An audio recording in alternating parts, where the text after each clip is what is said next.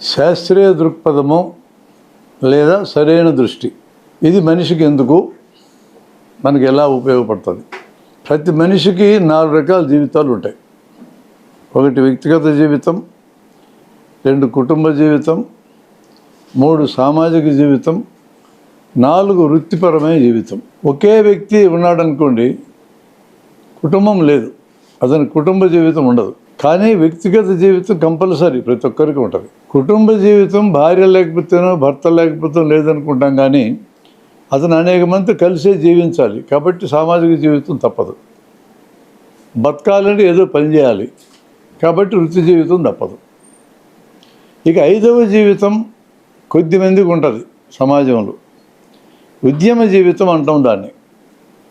అంటే ఆ వ్యక్తి తను బతకటము, తన కుటుంబంలో బతకటం, సామాజిక సంబంధాలు బతకటానికి ఏదో వృత్తి చేయటం కాకుండా ఈ సమాజాన్ని మార్చాలి, దీన్ని మంచి వైపు తిప్పాలి, అనేక మందిని కలిసి మార్పు చేయాలనే కోరిక ఉన్న వాళ్ళు కొంతమంది ఉంటారు. అవి సంస్థలు, పార్టీలు, రకరకాల వ్యవస్థలు పనిచేస్తూ ఉంటాయి. వాళ్ళకి ఉద్యమ జీవితం అనేది ఉంటుంది. ఇప్పుడు ఇక్కడ మన సమావేశాలు హాజరయ్యేళ్ళందరికీ ఉద్యమ జీవితాలు కూడా ఉన్నాయి. ఈ 5 రకాల జీవితాల్లో మనకి ఎక్కడ ఏ సమస్య ఎదురైనా సరే పరిష్కరించుకోవడానికి ఉపయోగపడే అద్భుతమైన మెథడ్ మనం ఈరోజు మాట్లాడుకోబోతున్నాం. 2 అంశాలు మనిషి జీవితంలో ఏ దశలోనైనా ఏ ప్రాబ్లం ఎదురైనా పరిష్కరించుకోవడానికి పనికొచ్చేవి 2. ఒకటి ఆ సమస్యకు సంబంధించిన సరైన జ్ఞానం, 2వది ఆ సమస్యకు సంబంధించిన సరైన ఆచరణ భాగం. ఇవి 2 నిర్ణయిస్తాయి. ఈ ప్రపంచంలో ఉన్న 800 కోట్ల మందికి ఈ 5 రకాల జీవితాల్లో ఎక్కడ ఏ ప్రాబ్లం ఎదురైనా జవాబు చెప్పగలిగే సత్తా ఉన్న ఓ ఫిలసాఫికల్ సైంటిఫిక్ స్థాయి ఉన్న సబ్జెక్ట్ ఇది. ఈ సబ్జెక్టు మీద మన జనవిజ్ఞాన వేదిక చాలా కృషి చేసింది. కేవలం కొద్దిమంది పండితులకి సబ్జెక్ట్ చెప్పడమని కాకుండా ప్రతి వ్యక్తికి ఎలా ఉపయోగపడాలో మనం నేర్పించాలని దీని మీద కృషి చేసాం. నువ్వు ఏ ప్రాబ్లం అయినా తీసుకోండి, మనం ఎటువంటి అసైన్మెంట్ ఇస్తున్నామంటే నీ వ్యక్తిగత జీవితంలో ప్రాబ్లం చెప్పండి, కుటుంబ జీవితంలో ప్రాబ్లం చెప్పండి, సామాజిక జీవితంలో ప్రాబ్లం చెప్పండి అని ప్రాబ్లమ్స్ తీసుకొని ఈ ప్రాబ్లమ్స్ని మనం పరిష్కరించడానికి ఈ సబ్జెక్ట్ని వాడుకుంటున్నాం. ఈ ప్రాబ్లమ్స్ని పరిష్కరించుకోవడానికి ఈ విద్యను వాడుకుంటున్నాం. ఈ విద్య మనం ఇప్పుడు కనిపెట్టింది కూడా కాదండి. మానవ జాతి ప్రస్థానం ఆఫ్రికా నుంచి జరిగిందని తెలుసు. 3 లక్షల ఏళ్ల క్రితం మొరాకో ప్రాంతంలో బయలుదేరింది. వాళ్ళు ఈ 3 లక్షల ఏళ్ళు జీవించడం కోసం, ఈ హోమో సెపియాన్స్ అనేవాళ్ళు జీవించడం కోసం చేసిన ప్రయత్నాల్లో భాగం కింద, ఇన్ని తరాల యొక్క సమిష్టి అనుభవంలోంచి భాగం కింద వచ్చినటువంటి విద్య ఇది. దాన్ని మనం రిఫైన్ చేసినాం, ఈరోజు వాడుకోవడానికి పనికొచ్చే విధంగా మార్చుకున్నాం అంతే. మనం కనిపెట్టింది కాదు అది. మన ముందు తరాల యొక్క సంచిత జ్ఞానం, పోగు చేయబడ్డ జ్ఞానంలోంచి వచ్చింది ఇదంతా. మొట్టమొదట మానవుడు జంతువుల్లాగానే జీవించే క్రమంలో ఆహారం కోసము, రక్షణ కోసమే కృషి చేశాడు. ఏ జంతువునైనా మీరు గమనించండి, ఈ 2 వాటికి డ్రైవింగ్ ఫోర్సెస్. తిండి కావాలా, రక్షణ కావాలా. ఇవి 2 ఉన్న తర్వాత సంతానాన్ని పెంచుకోవాలా. ఇవి 2 లేకుండా పెంచుకోలేవు. మనిషి కూడా అట్లే ఉండేవాడు. ఈ క్రమంలో కొన్ని పద్ధతులు అతను అవలంబించాడు. వాటి దగ్గర నుంచే మనం పరిశీలన మొదలెడతాం. ఏది చేయాలా, ఏది చేయకూడదు ఊహ ద్వారా మనిషి ముందుకెళ్తాడు. తన ఇంద్రియాలని ప్రత్యక్షంగా వాడుకోవడం ద్వారా ముందుకెళ్తాడు. ఇవి 2 ప్రకృతి సిద్ధంగా మనిషికున్న 2 మెథడ్స్. తరువాత కాలంలో తెలియని విషయం తెలుసుకోవడానికి భాషను వాడుకున్నారు. చాలా రీసెంట్ అది, అంత కొన్ని వేల సంవత్సరాల కంటే భాషకు వయసు లేదు. అది మనం క్రియేట్ చేసుకున్న జ్ఞానం సంపాదించుకునే మార్గం. అంటే మనిషి జ్ఞానం సంపాదించుకోవడానికి ప్రత్యక్షంగా ఇంద్రియాల మీద ఆధారపడి సంపాదించుకోవడం, తెలియని విషయాలు తెలుసుకోవడం, లేదా ఊహించి తెలుసుకోవడం, 3వది భాష ద్వారా తెలుసుకోవడం. ఈ 3 పద్ధతులు ఈరోజు అమల్లో ఉన్నాయి. భాషకి చాలా తక్కువ వయసు ఉందని చూసాం. ప్రత్యక్షము, ఊహ మనిషి జీవితం మొదలెట్టినప్పటి నుంచి కూడా ఉన్నది.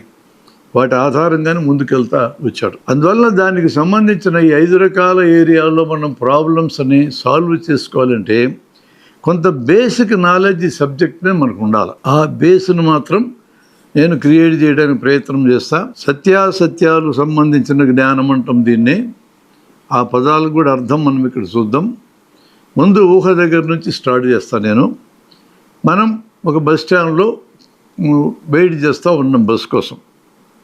ఇది ప్రత్యక్షం, మన ఇంద్రియాలకు తెలుసు, మనం వెయిట్ చేస్తున్నాడు తెలుసు. అక్కడ బస్సు వస్తుంది, అతన్ని కలవడానికి మీరు ఎవరైనా వెళ్ళారు, ఎక్కడ పోతున్నాం అన్నాం. ఉదాహరణకి మా కర్నూలు బస్ స్టాండ్లో నేను అక్కడ ఉంటే నన్ను కలవడానికి నా స్నేహితుడు వస్తే ఎక్కడికి పోతున్నావు అంటే హైదరాబాద్ పోతున్నా అన్న. ఎన్ని గంటలకు చేరుతావు అన్నాడు. నేను ఇప్పుడు ఊహించే చెప్పాలి. సాయంత్రం 2 గంటలకు బస్ స్టాండ్లో ఉంటే ఇంక 4 గంటలు కలుపుకొని 6 గంటలకు హైదరాబాద్ పోతాను అన్న. ఊహించి చెప్పా పోతానని. ఆ ఊహించడానికి నాకు బేస్ అయింది, ఇదివరకు హైదరాబాద్ ప్రయాణం చేసినప్పుడు అంతా కూడా 4 గంటలు సమయం పట్టింది కాబట్టి ఇప్పుడు కూడా 4 గంటలు అయ్యేటప్పటికి హైదరాబాద్ చేరుతానని ఊహించి చెప్పా. అతను నన్ను గట్టిగా నిలదీసి అడిగాడు, ఖచ్చితంగా 6 గంటలకు హైదరాబాద్లో ఉంటావా అన్నాడు. ఇప్పుడు నా భాష మారుతుంది, ఉంటానని అనుకుంటున్నాను అంట. ఇందాకేమన్నా ఖచ్చితంగా 6 గంటలకు హైదరాబాద్లో ఉంటాను అన్నా. ఇప్పుడు భాషను మార్చి ఉంటాను అనుకుంటున్నాను అన్న. అంటే ఖచ్చితంగా అది ఊహ అని నా భాషలో కూడా ఎక్స్ప్రెస్ చేశాను. హైదరాబాద్ చేరేదాకా నేను ఖచ్చితంగా చేరుతానో లేదో నాకు తెలియదు, ఎవరికి తెలియదు. భవిష్యత్తులో జరగబోయేది మనం ఏం మాట్లాడినా ఊహలు మాత్రమే. గతంలో జరిగిన దాన్ని చెప్పమన్నా కూడా ఊహలు మాత్రమే. గతంలో చెప్పేదానికి ఉండే సౌలభ్యం భవిష్యత్తులో చెప్పేదానికి లేదు. గతంలో జరిగిందని చెప్పడానికి కొన్ని ఆధారాలను బయటికి తీసి చూపించవచ్చు, భవిష్యత్తులో జరగబోయేదానికి మనం చెప్పలేము. దీన్ని కార్యకారణ నియమం అంటారు ప్రకృతిలో. ఒక కుండ తయారు కావడానికి ఏమేం కావాలని అడిగామనుకోండి, మట్టి కావాలి, కుండను తయారు చేసే సారె కావాలి, తయారు చేసే మనిషి కావాలి. మనం కుమ్మరి అని పిలుస్తున్నాం. కుండని నీకు చూపించినప్పుడు గతంలో ఏముందని మనం ప్రశ్నిస్తే ఈ 3 ఉన్నాయి ఖచ్చితంగా అని చెప్పగలం. కార్యకారణ బంధంలో అంత స్పష్టంగా చెప్పగలం. నీ చేతికి మట్టి ఇచ్చా, కుండ తయారవుతుందా అన్న, నువ్వు చెప్పలేవు.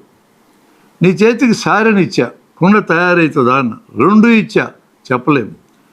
మట్టిని సారెని కుమ్మరాయన్ని ఇక్కడ కూర్చోబెట్టి వీళ్ళు కుండ చేస్తారా అని అడిగినాం, చెప్పలేము.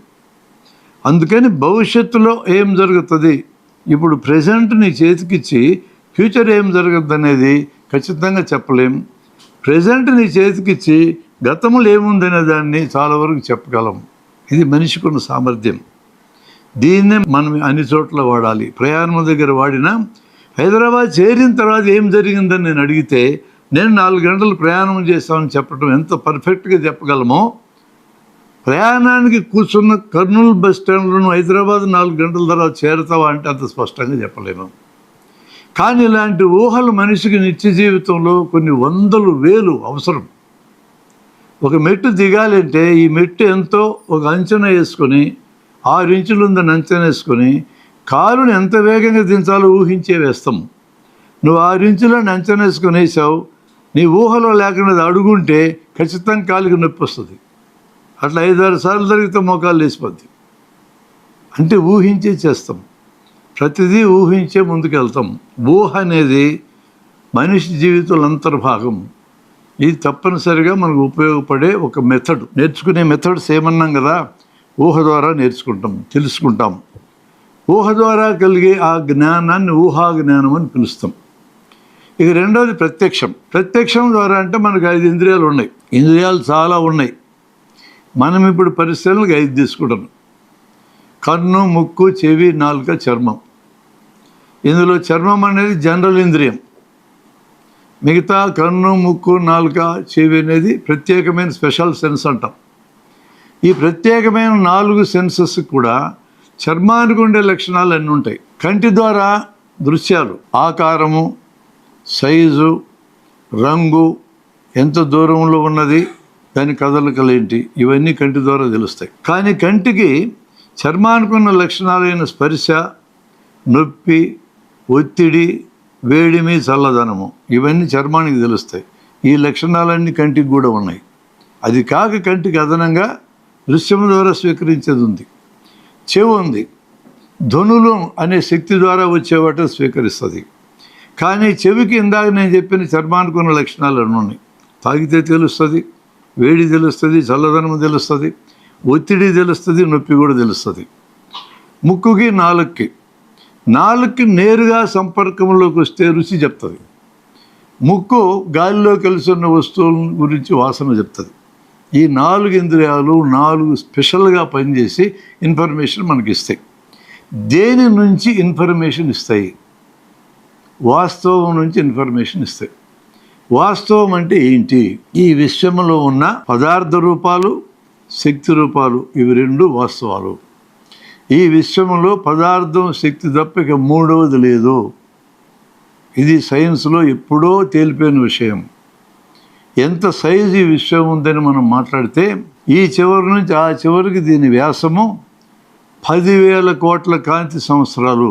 కాంతి సంవత్సరం అంటే కాంతి సెకండ్కి 3 లక్షల కిలోమీటర్ల వేగంతో 60 సెకండ్లు పోతే ఇంటూ 60 అని వేయాలి, 60 నిమిషాలు పోతే ఇంటూ 60 అని వేస్తే గంటకి ఎంత దూరం ప్రయాణం చేస్తూ వస్తుంది, ఇంటూ 24 ఇంటూ 365 వేస్తే ఎంత వస్తుందో అది కాంతి సంవత్సరం అంటే. అట్లాంటివి 10,000 కోట్లు. అది దీని విస్తారం. దాన్ని నువ్వు వాల్యూమ్ లెక్కేస్తే, ఇప్పటికి తెలిసినటువంటి యూనివర్స్ వాల్యూమ్ లెక్కేస్తే πr³ అని వేసుకోవాలి. π అంటే 3, 22/7 అంటే దాదాపు 3. r అంటే వ్యాసార్థం. వ్యాసం 10,000 కోట్లు లేదు, 5,000 కోట్ల కాంతి సంవత్సరాలు, ఇంటూ 5,000 కోట్లు ఇంటూ 5,000 కోట్లు ఇంటూ కాంతి సంవత్సరం. అది దాని క్యూబ్. ఇంత పెద్ద విశ్వం, మన ఊహకే అందనంత పెద్ద విశ్వం. దీన్ని దాదాపు అంతా కూడా మానిటర్ చేస్తూ ఉంటారు అంతరిక్ష శాస్త్రజ్ఞులు. ఈ మొత్తంలో ఉండేది 2. ఒకటి పదార్థం, 2 శక్తి. పదార్థం రూపాలు మారుతూ ఉంటుంది, శక్తి రూపాలు మారుతూ ఉంటుంది. పదార్థం ఒక రూపంలోంచి ఇంకో రూపంలోకి పోతుంది. మన అనుభవమే. ఓ చెట్టు ఉంటుంది, నరికితే ముద్ద అవుతుంది, కాలు పెడితే బుగ్గు అవుతుంది, కాలు పెడితే నుసి అవుతుంది, ఇంకా కాలు పెడితే కార్బన్ డైఆక్సైడ్ అవుతుంది. శక్తి కూడా రూపాంతరాలు చెందుతుంది. శ్రీశైలం డ్యాములో నీళ్లు మట్టం పెరిగితే స్థితిశక్తి అంటాం, నీళ్ళని కిందకి తొలిస్తే గతిశక్తి అంటాం, టర్బైన్ తిప్పితే చలనశక్తి అంటాం, అక్కడి నుంచి తయారయ్యేది విద్యుత్ శక్తి. దాన్ని తెచ్చి లైట్కి కలిపితే కాంతి శక్తి అంటాం, దాన్ని తెచ్చి ఫ్యాన్కి కలిపితే మళ్ళా చలనశక్తి అంటాం, అట్టా రేడియోకి కలిపితే ధ్వనిశక్తి అంటాం. శక్తి రూపాంతరాలు చెందుతుంది, పదార్థం రూపాంతరాలు చెందుతుంది. వాస్తవం అనే దాంట్లో పదార్థం, శక్తి 2 ఉంటాయి. అంటే దాని అర్థం ఏంటంటే వాస్తవం మారుతూ ఉంటుంది. దాని అర్థం అది. ఆ కంటెక్స్ట్లో చూడాలి. అద్భుతమైన పరిశోధనలు ఫిజిక్స్లో వచ్చినాయి. ఏంటంటే ద్రవ్య నిత్యత్వ సిద్ధాంతం, శక్తి నిత్యత్వ సిద్ధాంతం అని వచ్చినాయి. ఈ మొత్తం యూనివర్స్లో, విశ్వంలో ఉన్న పదార్థము, శక్తి లిమిటెడ్, ఇంత అని ఉంటుంది. అది మారుతూ ఉంటుంది. కొత్తగా వచ్చి కలిసేది లేదు, ఉన్నది పోయేది లేదు. ఇది ద్రవ్య నిత్యత్వ సిద్ధాంతం అంటే. చాలా అద్భుతమైన ఆ సిద్ధాంతాన్ని మనం అనేక చోట్ల మన సమస్యలు పరిష్కరించుకోవడానికి వాడతాం. నేను ఒక సమస్య చెప్తా, ఒక సోషల్ ఇష్యూ ఎట్లా పరిష్కరిస్తామో చెప్తాను. నేను మా ఊరికి ఒక అతను రిషికేశ్లో నేను గొప్ప మంత్రం నేర్చుకున్నా, నేను మంత్రం వేస్తే బంగారం డబుల్ అవుతుందని వచ్చాడు అతను నేను నమ్మాలా నమ్మకూడదు సోషల్ ఇష్యూ నాకు అది. ఈ ఇష్యూని ఎట్లా పరిష్కరిస్తామో ఈ జ్ఞానంతో చూడండి. మనకి ఈ జ్ఞానం ఇప్పటిదాకా వచ్చినటువంటి జ్ఞానాన్ని వాడితే చాలు. ఏం చేయాలా మేమన్నాం, మీ బంగారం అంతా ఒంటి మీద దొలవండి, ఒక గొయ్యి తీయండి, గొయ్యిలో దీన్ని పెట్టండి, మూతేస్తాం, నేను మంత్రం వేస్తా, రాత్రిపూట పూజ చేసి మంత్రం వేస్తా, తెల్లవారేటప్పటికి ఇది మొత్తం 2 రెట్లు అవుతుంది. నాకేం అభ్యంతరం అండి, బంగారం 2 రెట్లు అయితే బాధ ఏముంది? మాటి మాటికి మోడీ గారు మాకు ఉద్యోగాలు ఇట్లా, మా పనులు ఇట్లా తిట్టుకుంటున్నాం, ఎన్ని ఆపేస్తాము, మాకే బంగారం డబుల్ చేసుకొని కూర్చుంటాం. మోడీకి కూడా మంచిదే. ఇప్పుడు మన ఆస్తిపాస్తులన్నీ బ్యాంకుల నుంచి ఊడబెరికి అదానికి అంబానీకి ఇస్తున్నాడు. ఈ బాధ ఆయన కూడా లేదు, బంగారం డబుల్ చేసుకుంటే అయిపోద్ది ఆయన పని కూడా. అది నేను నమ్మాలంటే నేను చూడాలిగా. దీన్ని 3 రకాలుగా మనం పరిష్కరించే అవకాశం ఉంది. మొదటిది ద్రవ్య నిత్యత్వ సిద్ధాంతం ప్రకారం నేను కానీ దిగితే, ద్రవ్యాన్ని మనం సృష్టించలేము, నాశనం చేయలేమనేది ఆల్రెడీ ప్రూవ్ అయినటువంటి సిద్ధాంతం కాబట్టి, ఆల్రెడీ నిరూపించబడ్డ సిద్ధాంతం కాబట్టి, ఇతను బంగారాన్ని డబల్ చేయటం అసాధ్యం, జరగనే జరగదు. ఈడు మనల్ని బురిడి కొట్టించడానికి వచ్చాడని తేలిపోద్ది. అక్కడే పరిష్కరించవచ్చుదా. అతను కొన్ని కండిషన్స్ చెప్పాడు. నేను మంత్రం వేస్తాడు, మీరు ఉండకూడదు అన్నాడు. మనకు అనుమానం రావాలి. నేను మంత్రం వేసి రేపటికి డబ్బులు అవుతుంది, నేను ఇక్కడి నుంచి వెళ్ళిన తర్వాత 4 గంటలకు గొయ్యి తీసి చూడాలా అన్నాడు. 4 గంటలు ఎందుకంటే ఏదో బస్సు రైలు ఎక్కి పారిపోవడానికి అని మనకు అనుమానం రావాలి. ఈ 2 అనుమానాలు రాకుండా బంగారం పోగొట్టుకున్నది ఇంతమంది తెలుసు నాకు. ఇప్పుడు నా విద్య తెలుసు అని వాళ్ళకి బంగారం పోగొట్టుకోరు. అందుకు ఉపయోగపడుతుంది నేను చెప్పే విద్య. ద్రవ్యనిత్యత్వ సిద్ధాంతం మనిషి యొక్క జ్ఞానంలో భాగం, సరైన జ్ఞానంలో భాగం. ఈ సిద్ధాంతాన్ని నువ్వు అప్లై చేయగలిగితే ఇతను బంగారం డబుల్ చేసే సమస్య లేదు, ఇతను మోసం చేయడానికి వచ్చాడు నీకు అర్థమవుతుంది. తాటాకులు కట్టి పంపిస్తావు. ఒకవేళ వాడు ఒత్తిడి చేశాడనుకో, నేను తయారు చేయగలనని రెండవ స్టెప్కి వస్తాం. ఇది ప్రయోగం అంటాం. దీన్ని ప్రయోగం అనగా ఒక జరిగిందన్న పనిని తిరిగి చేసి చూపించడమే. పెద్ద డెఫినేషన్ లేదు దానికి. ఒక ప్రతిపాదన, ఒక ఆలోచన, ఒక నమ్మకము, ఇది సరైంది అని తేలాలంటే చేసే పనినే ప్రయోగం అంటాము. ఫలితం పేరు నిరూపణ, పని పేరు ప్రయోగం. ఇప్పుడు ప్రయోగం చేద్దాం, పెద్ద మనిషి అంటాం. నేను ఉంగరం ఇస్తా, గొయ్యి తీద్దాం, బంగారు ఉంగరం పాతి పెడదాం, నువ్వు నా ఎదురుగా మంత్రం వేయాలా? నాకు నమ్మకం ఉండాలి కదా. నువ్వు పాతిపెట్టి మమ్మల్ని పక్కకి వెళ్ళమని నువ్వు ఒక్కడవే మంత్రం అయితే ఉంగరం తీసుకొని జేబులు వేసుకుంటావో నాకు అనుమానం వస్తుంది కదా. నా అనుమానం తీర్చే బాధ్యత కూడా నీదే కదా. కాబట్టి నా ఎదురుగా మంత్రం వేయి, రేపొద్దున నా ఎదురుగా గొయ్యిది 2 ఉంగరాలు అయితే ఎస్ నువ్వు చెప్పింది కరెక్ట్ అని ఒప్పుకుంటా. దానికి అప్లై చేస్తామట్లు. ప్రయోగం అంటే అది. ప్రయోగం అనగా చేసే మనిషి ఉండాలి, చూసే మనిషి ఉండాలి, ఎక్కడ చేస్తున్నామో తేలాలి, ఎప్పుడు చేస్తున్నామో తేలాలి. ప్రయోగం చేయడం, చూడటం ఇద్దరు ఒకరే ఉండొచ్చు ఒక్కోసారి. కాబట్టి ప్రయోగం చేసే మనిషి, చేసే చోటు, చేసే టైం, ఈ 3 ఫిక్స్ కాకుండా ప్రయోగం జరగదు. మనం ఎప్పుడు ప్రయోగం అని మాట్లాడినా ఇప్పుడు ఇక్కడ మనం అని ఫిక్స్ చేయాల్సిందే.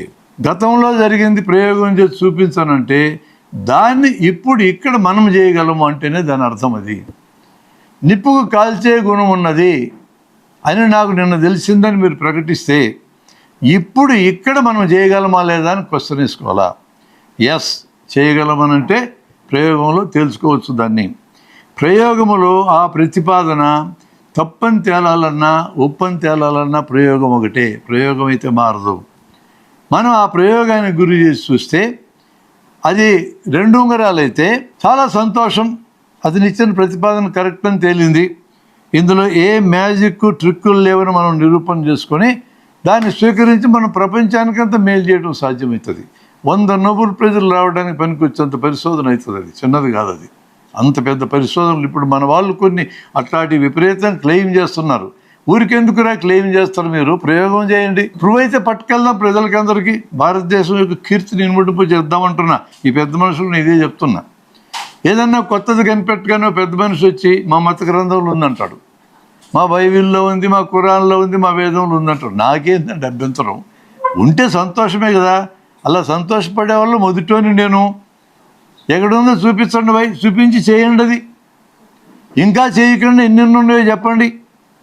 చేసిన దాంట్లో నా దగ్గర ఉందని మీరు అనేకంటే కూడా అందుకంటే ఉత్తమమైన మెథడ్ నేను చెప్తున్నాను. ఇంకా ఏమేమంటే చెప్పబడకుండా లోపల దాక్కొని ఉన్నాయో బయటికి తీయండి. అవన్నీ చేద్దాం. ఒక 50-100 నోబెల్ ప్రైజులకు అప్లై చేసి చేద్దాం. మన పరిస్థితి ఎట్లుంది అసలు? సివి రామన్కి నోబెల్ ప్రైజ్ వచ్చిన తర్వాత మన దేశంలో నివసిస్తూ ఉన్న ఫిజికల్ సైన్సెస్లో మరొక్కడికి కూడా నోబెల్ ప్రైజ్ రాలే. 90 ఏళ్ళు అయింది. ఏంది దుస్థితి మనకి? అది బోస్టన్ అనే సిటీ ఉంది అమెరికాలో, 18 యూనివర్సిటీలోనే ఒక యూనివర్సిటీకి 10 మందికి తక్కువ లేకుండా నోబెల్ లారెట్స్ ఉన్నారు. ఈ దుస్థితి పోతుంది కదండి. మీ వేదాల్లోంచి, ఖురాన్లోంచి, బైబిల్లోంచి పీకండి బయటికి. మొత్తాన్ని ప్రూవ్ చేసి వేసేద్దాం జనం మీద. 50-100 తెచ్చుకొని ఒకేసారి పోయి నోబెల్ ప్రైజులు అని నేను సలహా ఇస్తా. అందుకే విద్యను జాగ్రత్తగా పట్టుకోవాలి. ప్రయోగం అంటే ఏందో నీకు స్పష్టత ఉండాలి. ప్రకటించిన దానిని, ఆ పనిని చేసి చూపించటమే ప్రయోగం అంటే. ప్రతి ప్రయోగానికి ఇవి జనరల్ కండిషన్స్. చేసేవాడు చూసేవాడు ఉండాలి, చేసే ప్లేస్ ఉండాలి, చేసే టైం ఫిక్స్ అవ్వాలి. స్పెషల్ కండిషన్లు ప్రతి ప్రయోగానికి ఉంటాయి. నిప్పుకు కాల్చే గుణం ఉన్నది అనేదాన్ని ప్రయోగం చేయాలంటే దానికి ఉన్న స్పెషల్ కండిషన్ ఏంటంటే చేతికి ఏ తొడుగు లేకుండా నిప్పును పట్టుకోవాలా. మొదటి స్పెషల్ కండిషన్. రెండవది కనీసం 5 సెకండ్లు పట్టుకోవాలా. అటు తాకి తీసేస్తానంటే కుదరదు. 5 సెకండ్లు నీ చేతిలో పెడితే ఎవరికైనా ఎక్కడైనా ఎప్పుడైనా కాలుస్తుంది, నిప్పు కాలుస్తుంది. నిప్పు అనే వాస్తవం యొక్క లక్షణం ఏందన్న? నిప్పుకు కాల్చే గుణం ఉన్నది అన్న. ఎవరికైనా ఎక్కడైనా ఎప్పుడైనా. దీన్ని ఈ రకమైన జ్ఞానాన్ని ఏమంటారంటే సత్యం సార్వత్రికం అంటాం. ఇది సరైన జ్ఞానం. ఒక వాస్తవాన్ని నీకు చూపించినప్పుడు ఈ వాస్తవానికి సంబంధించిన సరైన జ్ఞానం ఏందన్నాం. నిప్పు అనే దాన్ని చూపిస్తే ఈ నిప్పుకి కాల్చే గుణం ఉన్నది, ఇది సరైన జ్ఞానం. ఎవరైనా కాలదు నాకు ఈ నిప్పుతో అనొచ్చు, వాళ్ళ ఇష్టం. కాలదు అనే వాళ్ళని కాలుతుందనే వాళ్ళు ఇద్దరిని పట్టుకొచ్చి వాళ్ళ చేతులు నిప్పి పెట్టి చూడాలి. ఇప్పుడు ఏమంటారో చూడాలి. కాలదనే వాడికి కూడా కాలుతుంది, అది వాస్తవం యొక్క లక్షణం. అది ఇప్పుడు ఆ కాలదనేవాడు ఏమనాలి? నేను కాలదు అనుకున్నాను కానీ కాలుతుందని ఒప్పుకోవాలా, అక్కడికి రావాలి అతను. ఇంత ముందున్నది నమ్మకం, నిప్పు కాలుతుంది కాలదు, రెండు నమ్మకాలే, రెండు అభిప్రాయాలు, రెండు ఆలోచనలు, రెండు ప్రతిపాదనలు, ఎటు పిలిచినా ఒకటే. ఈ రెండు ప్రతిపాదనలో నిప్పు కాలడమో కాలకపోవడం ఏదో ఒకటి జరగాలి. రెండు జరగడం కుదరదు. ఒక వాస్తవం గురించి సరైన జ్ఞానం ఒకటే ఉంటుంది, రెండు ఉండవు. ఈ రెండు నమ్మకాలని పరీక్షగా పెట్టాను నేను.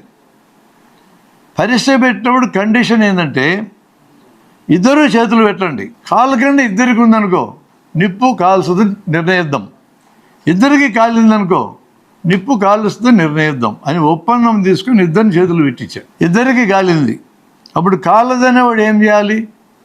నేను పొరపాటును కాలదని నమ్మినాను, నా నమ్మకం తప్పని తేలిందని ఒప్పుకోవాలి. ఏం తేలిందో దాని దగ్గరికి రావాలి. ఈ పద్ధతిలోనే మానవ జాతి 3 లక్షల ఏళ్ళు ప్రయాణం చేసింది. హ్యూమన్ జీవితం ఇట్టే నడుస్తుంది. ఏది తేలుతో దాన్ని స్వీకరిస్తుంది. ఆకలి అయిందో కాయం తిన్నాడు, ఆకలి తీరింది. ఈ కాయలు తింటే ఆకలి తీరద్దు తీర్మానం చేశాడు. ఒక కాయ తిన్నాడు, ఆకలి చచ్చిపోయాడు. వాడు గన్నేరుకాయ తిన్నాడు, చచ్చిపోయాడు. ఇంక వాడు తేల్చేది ఏమి లేదు. పక్కన ఉండేటోళ్ళు తేల్చుకున్నారు ఈ కాయ తింటే సస్తారని. ఇంక మిగతా వాళ్ళు తినకుండా ఊరుకున్నారు. ఇట్లే కదా మానవ జాతి నేర్చుకుంది. ఇప్పటికీ కూడా ఇట్లే కదా నేర్చుకోవాలా. ఎప్పటికైనా నేర్చుకునే మెథడ్ అయితే మారదు. ప్రాక్టికల్గా ఇంద్రియాల ద్వారా అనుభవించి చూసి ఏమొస్తే దాన్ని స్వీకరించినారు. దీన్ని ప్రత్యక్ష జ్ఞానం అంటారు. ఆ ప్రత్యక్ష జ్ఞానంలో సరైన జ్ఞానాన్ని సత్యమని పిలుస్తాం. అది సార్వత్రికం అంటే అర్థం ఏంటంటే ఎవరికైనా ఎక్కడైనా ఎప్పుడైనా ఇలానే ఉంటుందని అర్థం. ఇప్పుడు ఈ నిప్పు కథ దగ్గరికే మళ్ళొద్దాం. నిప్పు కాలదనుకునేవాడు కూడా కాలింది. ఈడు బయటికి వెళ్ళి మళ్ళీ నిప్పు కాలదని ప్రచారం చేశాడు. దాని పేరు మూఢనమ్మకం. నమ్మకం అంటే ప్రయోగానికి ముందు ఒక విషయం మీద ఎవడి అభిప్రాయం ఆడుకుంటుంది, దాని పేరు నమ్మకం. ప్రయోగం పూర్తయినాక ఏదైతే తేలుతుందో దాన్ని స్వీకరించకుండా దానికి భిన్నమైన దాన్ని ఎత్తున పెట్టుకుంటే మూఢనమ్మకం. పప్పు తింటే చీమ పడుతుంది, మూఢనమ్మకం. ఎందుకని? పప్పు తినడానికి చీమ పట్టడానికి సంబంధం లేదు కాబట్టి. నెత్తన బల్లి పెడితే చస్తారో, భుజాల మీద పడితే రాజులు ఇస్తారు, పొట్ట మీద పడితే కడుపు నొప్పి వస్తుంది అని రాసి ఉంది బుక్లో. బల్లి పడే శాస్త్రం దాని పేరు. ఆ శాస్త్రంలో రాసి ఉంది. అది కూడా శాస్త్రం అనే పేరుతో నడుస్తుంది మన దేశంలో. ఇప్పుడు నాకు ఆ శాస్త్రం గురించి గొడవలే. ఇప్పుడు నేను ప్రయోగం చేసిన బల్లిని పట్టుకొచ్చా. నేను ఎత్తన పెడితే నువ్వు సావాలి. ఎంత ఈజీ మనుషులను లేపేయడం. ఈ పాకిస్తాన్ వాడితో చైనా వాడితో గొడవ వచ్చిందని ఈ రక్షణ వ్యవస్థకి ఇంత డబ్బులు ఖర్చు పెట్టి మనకు బొబ్బ లేకుండా చేసి మనకు ఆరోగ్యం లేకుండా చేసి ఈ తిప్పలన్నీ ఎందుకు? మోడీ సాబ్ బల్లులు పట్టుకొద్దాం, నెత్తన పెడదాం పోయి. చైనా వాళ్ళ నెత్తనాను, పాకిస్తాన్ నెత్తన. ఇట్లెందుకు ఆలోచించడం? ప్రూవ్ అయితే అట్టే చేయొచ్చు. ఇప్పుడు నువ్వు బల్లిని నెత్తన పెడితే సావడంలా, భుజాలు పెడితే రాజులు రావడంలా, పొట్ట మీద కడుపు నొప్పి రావడంలా. తేలిన తర్వాత కూడా బల్లి నెత్తన పెడితే చేస్తారని నువ్వు నమ్మితే మూఢనమ్మకం. జన విజ్ఞాన వేదిక మూఢనమ్మకాలకు వ్యతిరేకము, నమ్మకాలకు వ్యతిరేకం కాదు. ఎందుకంటే ప్రయోగమే ఇంకా జరగలేదు కాబట్టి అది తప్పు పనడం మనం చేయకూడదు. ప్రయోగం ద్వారా తేలిన తర్వాత ఇప్పుడు మనం మాట్లాడుకోవచ్చు. ఇది తప్పని తేలింది, దాన్ని స్వీకరించకూడదు. ఇది ఒప్పని తేలింది, ఇది మనం నెత్తన పెట్టుకోవాలా. దీన్ని ప్రయోగం చేయడానికి మేము 1968లో, అంటే నేను మెడికల్ కాలేజీలో కర్నూలులో చేరిన సంవత్సరంలో ప్రయోగం చేశాం. ఈ ప్రయోగం రిలవెంట్ కాబట్టి మీకు చెప్తున్నాను. నేను సత్యం ఎంత బలమైందో చెప్పడానికి మీకు ఈ ప్రయోగం ఉపయోగపడుతుంది. కర్నూలు సెంటర్లో కిడ్స్ వరల్డ్ అని ఒక పార్కు దగ్గర మీనాక్షి లాడ్జ్ అని ఒక లాడ్జ్ ఉంది. మేము చదువుకున్నప్పటి నుంచి ఉంది అది. ఈ లాడ్జి ముందు ఒక బొమ్మ పెట్టున్నారు, హస్తం బొమ్మ. ఈ ఇందిరాగాంధీ వాళ్ళ హస్తం కాదు ఇది, అప్పుడు వాళ్ళకి ఇంకా అవధుడే. హస్త సాముద్రికుడి హస్తం. కింద పండితుడి పేరు రాసి ఉంది. రూమ్ నెంబర్ 101లో ఈ పండితుడు ఉన్నాడు. చెయ్యి చూసి భూత భవిష్యత్తు వర్తమాన కాలం ఈ గీతాలను బట్టి చెప్తాడని రాసి ఉంది అక్కడ. నాకు అప్పుడు స్పెషల్ మెరిట్ స్కాలర్షిప్ 1500 వచ్చింది, జేబులో పెట్టుకొని ఉన్నా. లోపలికి వెళ్ళినాం 4 ఫ్రెండ్స్మి, నమస్కారం పెట్టినాం ఆయనకి. తమరేనండి హస్త సాముద్రికులు అంటే నేనే అన్నాడు. మీరు ఇట్లా భూత భవిష్యత్తు వర్తమాన కాలాలు చెప్తారని బయట రాసింది కరెక్టేనా అంటే కరెక్టే అన్నాడు.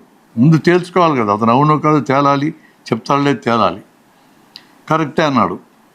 మీరు చేతులు చూసే చెప్తారా, చేతి ముద్రలు చూసి కూడా చెప్తారా అని అడిగాను. నేనేమనుకుంటున్నాను, సామాన్యం అనుకుంటున్నావా అన్నాడు. మేము అట్లా అనుకోలేదు నాయన, మీరు ఎంత గొప్పవాళ్ళు కింద రాసి ఉంది. నేను రిషికేశ్లో 5 ఏళ్ళు ట్రైనింగ్ అయినా, సామాన్యునే, చేతి ముద్రలు చూసి కూడా చెప్తా అన్నాడు. రైట్ మహానుభావ కరెక్టే అని జేబులోంచి 10 ముద్రలు బీకినాం. అన్ని నెంబర్లు వేసుకున్నాం, అందరి పేరు రాసుకొని నా దగ్గర పెట్టుకున్నా. ఒక ముద్రకి ఎంత అంటే అన్న 50 రూపాయలు అన్నాడు. ఆ కాలంలో 50 అంటే మామూలు నెల బతుకుతాం. అయినా రిస్క్ తీసుకున్నాం. 500 పెట్టా, 10 చేతులు పెట్టా. మేము 4 కూర్చున్నాం. 2 ప్రశ్నలు వేస్తాం. ఈ ముద్రలకు సంబంధించిన గతం చెప్పాలి 2. ఏ చేతి ముద్ర ఆడవాళ్ళది, ఏది మగవాళ్ళది, ఎవరికి పెళ్ళి అయింది, ఎవరికి కాలే, ఈ 2 చెప్పు చాలన్న. ఎంతసేపట్లో చెప్పచ్చు అండి. 1 ఆడ, 2 మగ, 3 ఆడ, ఇటు చెప్పచ్చు గబ 2 10-20 సెకండ్లు అయిపోద్ది. ఆయన ఆలోచిస్తున్నాడు, ఇట్లా అంటాడు, తలకాయ తిప్పుతుడు, చేతులు తిప్పుతుడు. 5 నిమిషాలు గడిచింది, కూర్చున్నాం. మాకేం పెట్టా, 500 పోతాయి, పొత్తిప్పాయ తెలుసుకుందాం ఈ కథ అని కూర్చున్నాం. ఆయన 5 నిమిషాలు అయినా కూడా చెప్పటంలా.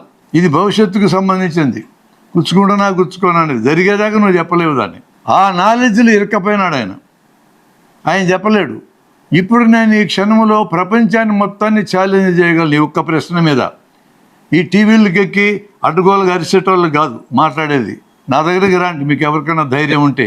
800 కోట్ల మందికి నేను ఛాలెంజ్ ఇస్తున్నా, ఈ ఒక్క ప్రశ్నకి కరెక్ట్గా జవాబు చెప్పండి. జన విజ్ఞానికి 5 లక్షలు ఇస్తుంది మీకు, ఉంది రెడీగా ఉంది డబ్బులు. 5 లక్షలకి ఎవడు వస్తారంటవా? అమెరికాలో జేమ్స్ రాండీ 6 కోట్లు పెట్టున్నాడు, అది కూడా ఇప్పిస్తాం. కొలంబోలో స్టేట్ బ్యాంకులో అక్కడ పెట్టినందుకు 20 లక్షలు. ఏటీ కోవూరు, అది కూడా ఇప్పిస్తాం. రాండి, ఎవరు వస్తారో రాండి. ఊరికి బయట చిందులు దొక్కడం కాదు భయ్ మీరు చేయాల్సింది. మాలాంటి వాళ్ళతో రాండి, పోటీ పడండి మీరు మా జన విజ్ఞాన వేదికతో. ఎవడో చెప్పలేడు ఈ ప్రశ్నకు జవాబు. అంత బలం ఉంది సబ్జెక్టు మా దగ్గర, మీరు దాన్ని చెప్పలేరు. అప్పుడు నేను ఏమన్నానంటే, స్వామి మీరు చెప్పలేకపోయారు, రేపు ఉదయం 10 గంటల 10 నిమిషాలకి ఏం జరుగుతుందో నేను చెప్పగలను. నేను చెప్పలేకపోతే 500 ఇస్తా. నేను ఇంక జన విజ్ఞాన వేదిక గురించి మాట్లాడను, నేను చెప్పలేకపోతే.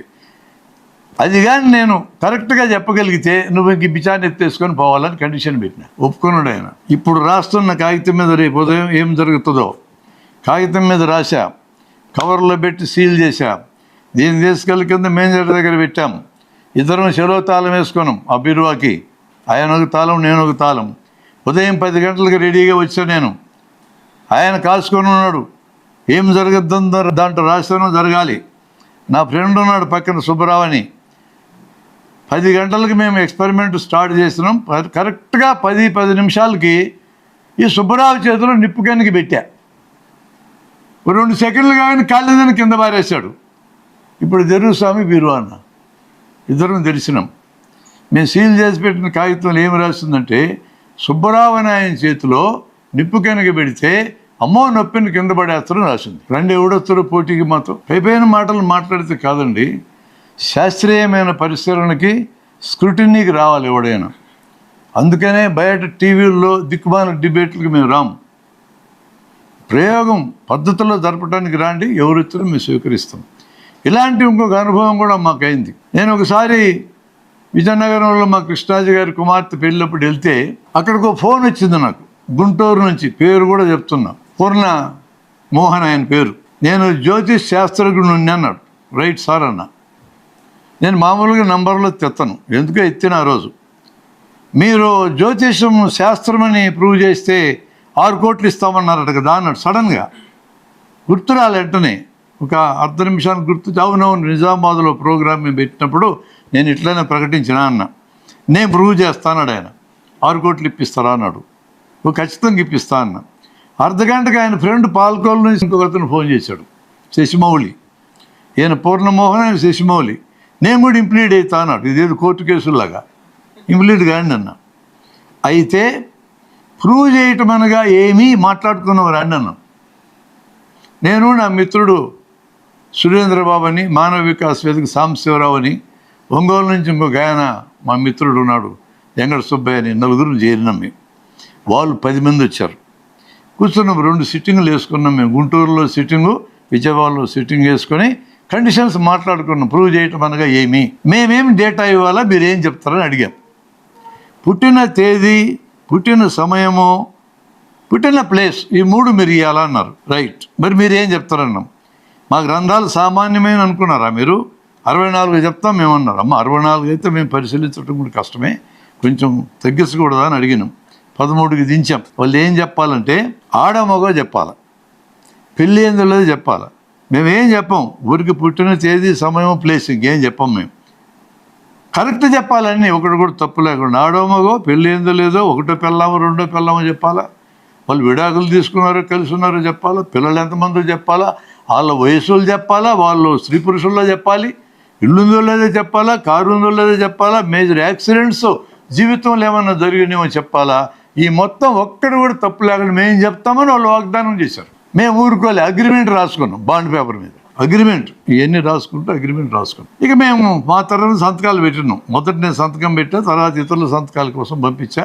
వచ్చి నీ కాగితాలు వాళ్ళు సంతకాలు పెట్టాలా. ఇదంతా సంతకాలు పెట్టిన తర్వాత బహిరంగంగా ఒక టీవీ చర్చ పెట్టి షూట్ చేయాలి. దీనంతా ప్రూవ్ అయితే, జ్యోతిషం శాస్త్రం అని ప్రయోగం ద్వారా ప్రూవ్ అయితే మేము ఇంక జన విజ్ఞాన వేదికలో పనిచేయకూడదు. మేమే కాదు, మా సురేంద్రబాబు ఆయన సంస్థ ఉంది, ఆయన పని చేయకూడదు, మానవ వికాస్ వేదికలో సాంబశివరావు పని చేయకూడదు, హేతువాద సంఘంలో వెంకట సుబ్బయ్య పని చేయకూడదు. మొత్తం వదిలేసి జ్యోతిషం శాస్త్రం చెప్తాం మేమందరం. వాళ్ళు ఓడిపోతే ఇంక జ్యోతిషం జన్మలు చెప్పకూడదు, కండిషన్ అది. మేము ఓడిపోతే ముందు 5 లక్షలు ఇవ్వాలి. కొలంబో స్టేట్ బ్యాంక్ నుంచి 20 లక్షల కోసం ప్రయత్నం చేయాలి. మేము కూడా వాళ్ళ పార్టీలో చేరినట్టే కదా. ఇక 6 కోట్ల కోసం ట్రై చేయాలి. ఇది మా కండిషన్లు. ఇప్పటికి 4 ఏళ్ళు అయింది. మా సంతకాలు ఉన్నాయి కాగితాల మీద, వాళ్ళ సంతకాలు పెట్టడానికి రావడం. ఇది ఎందుకు రావడం లేదని మేము పరిశీలించినాం. ఒక పెద్ద ఆయన బంగారయ్య శర్మ గారు అని ఒక ఆయన ఈ ఊళ్ళో ఉన్నారు, అద్వైతవాది ఆయన, పెద్ద మనిషి. ఆయన దగ్గరికి వీళ్ళిద్దరు పోయి మాకు 2 బకరాలు దొరికినారని చెప్పినాడు. బకరాలంటే ఒక బకరా బ్రహ్మారెడ్డి, ఇంకో బకరా సురేంద్రబాబు. ఈ బకరాలు ఎట్లా దొరికినారా మీకు బకరాలు అన్నాడు ఆయన శర్మ గారు.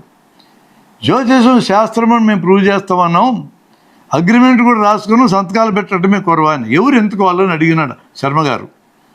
సురేంద్రబాబు బ్రహ్మారెడ్డి వాళ్ళు బకరాలు ఏందిరా, మిమ్మల్ని బకరాలు చేసిన వాళ్ళు, మీరు లేచిపోతారు అన్నాడు ఆయన.